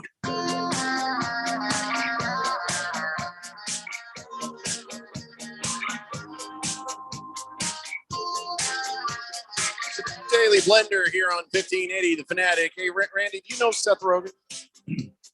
Not intimately, no. Keon, do you know Seth Rogen? No, not personally. Can you get his phone number? I have a suggestion for him. I have no idea, but I can try, I guess. Well, he smokes an awful lot of pot, and I thought, I don't know if he does this or if anybody's thought of this. This might be a business venture that you get, you manufacture a version of Pedialyte, okay? Something that has the same kind of ingredients in it. And if a stoner is all sick, you put the Pedialyte in the bong water. And then they do what they do with it, and that makes them better. And even if it doesn't, they're stupid, so they don't know any better. They'll try it anyway. I mean, that's a money-making proposition, I think, for everybody. I mean, I don't mean like they're stupid. They're stoned, so they're like, that sounds like it makes sense. So they're baked. Yeah. I bet a baked sick person would try Pedialyte in their bong. I mean, what if it actually worked? Now that would be scary. I don't do the devil's lettuce. I don't do that. So I don't know what the rules are, but you have to think Pedialyte maybe. I don't know. I know we have people who listen who partake. And I'll probably get a text about it later this evening. I didn't say drink it, Blissful Haze. He's like, nobody drinks bong water. Oh, by some of the texts that come down this text line, I think some of you do. Yeah. Mm-hmm. Clearly aren't cleaning those things either. But no, I know. I'm just saying, could maybe get a positive. I don't know. We lost the war on drugs, so I'm just trying to help. That's all I'm saying. By the way, I still am just baffled by Ron Rivera and the Commandos already naming Sam Howell quarterback number 1. I mean, how bad of a camp has Jacoby Brissett had if that's the case? I don't think that anybody thinks Jacoby Brissett had a bad camp. Yeah, they just really like Sam Howell. And I think there's a lot to like on a practice field. We'll have to see if it translates to being into games at all. But the guy's got a big time arm. He could really throw it. He's a mobile quarterback. He can run it. I mean, he's smart. And the decision making they really liked as an improvement over last year. And his footwork, which was horrible last year, he's cleaned up. So I think that they like him enough and they want to go with the young guy. So the deck was kind of always tipped in his favor. I don't think that Jacoby Brissett had to have a bad year, bad training camp. Sam Howell just needed to not be a disaster, and he was going to get his shot. You know, I feel like the Colts are doing it right. I think, the amazing, the remarkable Gardner Minshew will probably still start. Anthony Richardson is making good progress, and they're impressed with how he is already starting to clean up his footwork, like you have always criticized. He's starting to make those changes, but I still think that they're going to look at the situation of like, okay, who gives us a better chance of winning this game? And it'll be Gardner Minshew probably right out the gate. I'd be very surprised to see Anthony Richardson right away. We'll see him in a few games, but not right away. But I feel like, I don't know what the Commandos are trying to force with Sam Howell. I don't think they're forcing anything. I feel like they are. They aren't, because this goes back to because remember, this isn't Sam Howell's rookie season. He already sat on the bench. He had a year with Taylor Heineke. He already worked with their quarterback room before. So this isn't a forced thing. Like other people are outside of looking, but I listen to all the podcasts, listen to all the reports and the coaches interviews they're all and all that. pro Washington football podcasts. Yeah, you're a fan, but maybe you're not the right person to testify at this trial. I disagree. Objection, Your Honor, because he's leading his own witness, which is himself. Objection sustained. I don't Thank know how you. that you can lead yourself, but I the am point kicking is, ass in this court right now. But the point is, like, I listen to these podcasts, and trust me, when the team is bad, which is most of the time, they crush them, because there's no point in pretending that they're not bad. So no one's saying that Sam Howell's a team savior. What they're saying is, like, there's legitimate reasons for them to like him in that building. You like him, but you're already calling him starter. Seems very premature. It's not premature, because he's already sat for a year. Like, if you're gonna try him out, this is the year. Like, he's either gonna fall or sat fly. for a year. It was called COVID. We were all there, Keon. Okay, well, we were talking about Sustained. sitting on an Thank you NFL again. an NFL bench. Nailing this. He sat on the bench for the year, and he already took, they already had that time to sit down, process the game, learn from veterans. So now you start him and see what you have. And if you have nothing, a little confused about one thing. Yeah. Eric Bieniemy is saying Sam Howell auto-corrects himself. So what is he walking around going, hey, what the duck, everybody? Come on. What the duck are you doing over there? Is that how he auto-corrects himself? No. Though that would be funny. He says, because he knows exactly what he did, what he should have done, which is, so if he makes a mistake, he's like, and he fixes it himself right away. Yeah. So the Bieniemy, who has been ripping people in practice to shreds, actually finds that he doesn't have a whole lot to destroy Sam Howell with, because Sam knows what to do and sort of where to go with the football. And he's making the right reads, again, from the reports. So I think that I like them rolling with him, because, like, if you have a young guy, if you don't take the time to see what you have, what's the point? Like, Anthony Richardson should sit for a year. This Sam Howell already sat for a year. Anthony Richardson should be playing next year. If he's not playing next year, I'd be worried. And I would say the same for Will Levis in Tennessee. And I would say the same for CJ Stroud in Houston. If those guys don't play next year, I'm concerned. Hey, Randy, you know who Javon Hargrave is? Let me think. No. Keon, you know who Javon Hargrave is? Isn't he a defensive lineman for the Eagles? The Eagles? No. Am I wrong about that? No. Okay. But you're right about that. You got him. He is a defensive tackle for the 49ers. Oh, okay. And who am I confusing him with? I don't know. How do I know? He might have been before, but right now he's with the 49ers. Nick Bosa says, people don't know how good Javon Hargrave is. We don't even know who the hell he is. Yeah. So, of course, nobody knows how good he is. Yeah. Keon thought he was on another team. Randy had no idea. No, yeah, he was. I thought he was the guy who made butter. No, he was an Eagle last year. That's why. Oh, okay. So you were absolutely right. He was an Eagle last year? Good job. Do you know anything about him? Yeah, he's an awesome football player. He's a destructive human being. Well, The I mean, Eagles if you had the can- number one defensive line last year. I and mean, he was if you on it. can if you can morph from being an Eagle to a football player, that's pretty damn strong right there. You know what I'm saying? If one year That's you were my an Eagle Eagle imitation. and then all of a sudden you became a football player, you see what I'm saying? And you played, and then you got this Eagle thing going, and you can morph back and forth. I mean, that's pretty damn impressive right there. That's one way of looking at it, for sure. I have a That's- question. Why has this lady been walking back and forth on our sidewalk out there with a suitcase? Like, if she thinks she's at the airport, she's very lost. I bleep you not, for the entire show, out of the corner of my eye, this older lady is walking back and forth with the same suitcase on rollers, like she's late for a flight. Maybe she is one of those shapeshifters. A shapeshifter. Shapeshifter. Why would the shapeshifter be doing that? She's got all of her different shapes in her rolly backpack there. Well, why is she walking back and forth? Probably spying. Crime fighting. Probably looking at, Next time I'm yelling at her. Crime fighting. You spying sack of crap. I don't know, we'll see. Well, we're running out of time, so let's do this. Ladies and gentlemen, it's time for On This Date in Big George's sports history. Back in the year 1927, Jack Scott became the last pitcher to go the distance in both ends of a doubleheader. 35-year-old Philadelphia Phillies right-handed pitcher. He would compile a 9-20 record, but he beat Cincinnati in the opener 3-1, but lost the nightcap 3-0 in the Redlands Field Twin Bill. Back to me, Jeffrey. So wait a minute. He played both games in a doubleheader all the way through. He pitched both games. Yeah, well, he also hit. He actually was a pretty good hitter. For a pitcher, he was just under 300. He pitched 2 complete games. Yeah, 1927, and was the last person to do it. These jackwads today can't even go 7 innings.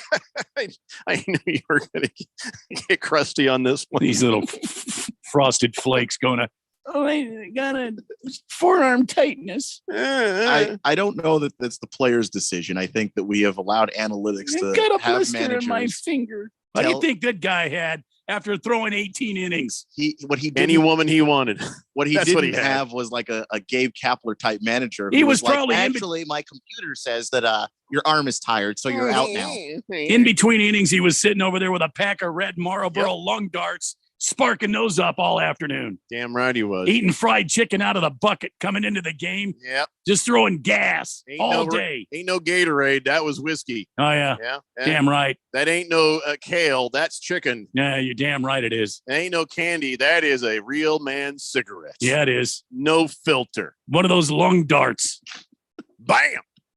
Just sucking that down in one inhale. He was a manly man, and he lived to the age of 36. Like God intended. That's right.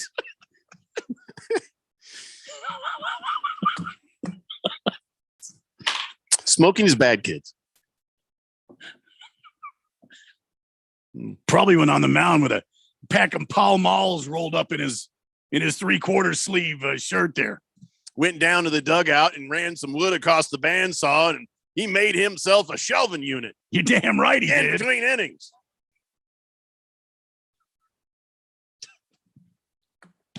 I don't even know what we're doing anymore. Why is this show still on the air? I feel like everybody's gone now. They're like, okay, guys, I'll see you later. Bye. Everybody's backing away slowly from the show right now. I just picture that scene of Homer Simpson backing into the shrubbery. Yeah. That's the fourth dimension right now. Thousands of people looking desperately for a shrubbery to back into. Just eyes wide open. Why don't you turn off the radio? I don't want to get that close to it right now. I'm trying to get away from it over here. It's just, I don't know what would happen if I touched that knob. It's getting weird up in here, man. It's only Monday. Oh God, I just gave myself a paper cut too. I did. Oh, that's it. Right on my thumb. By the way, since the Diamondbacks just they started off 6-0, tacos tomorrow. Where? Hey, Taco Bell? At the Taco Bell. Yeah. When they score 5 runs or more. I know what I'm having for lunch tomorrow. Tacos? Yeah. And then your afternoon, you're having diarrhea. I'll buy that that large Pepsi Cola and get my free tacos. Tacos sound good. When I took Keon for pizza today, I gave him the option of Taco Bell. He chose pizza. Wise choice. And then you got 3 pieces, huh? Don't be shy, Keon. Step up there and order what you want. I was really hungry. Happy Juneteenth to you. Look, the 2 pizza meal is $6.75. The 3 slice meal is $8.75. I was like, it's just a couple of bucks. You tack on some wings on there. Why don't you do that? I would not have done that. Can I get those to go, please? I have gone to Barrows and gotten myself 3 slices. What are we doing? It's $8. I wasn't mad. Bruno Baller says Jeffrey has a paper cut, so I guess we're not going to see him the rest of the week, are we? Oh, good idea. Blissful A says, I'll just answer that. Yes, and soon. Wilbur says, special. Thanks for talking about all the NFL quarterback talk right there. Yeah, July's right around the corner, thank goodness. Yeah. What happens in July? Training camp? Training camps. Nothing interesting ever happens in training camp. No. Day 1 of training camps, how many ACLs get blown out? That's not interesting. That's just sad. All right, everybody. That'll do it for us. We'll see you tomorrow at 3 p.m. It's the Daily Blender here on 1580, The Fanatic. Next up, Straight Talk from Doug.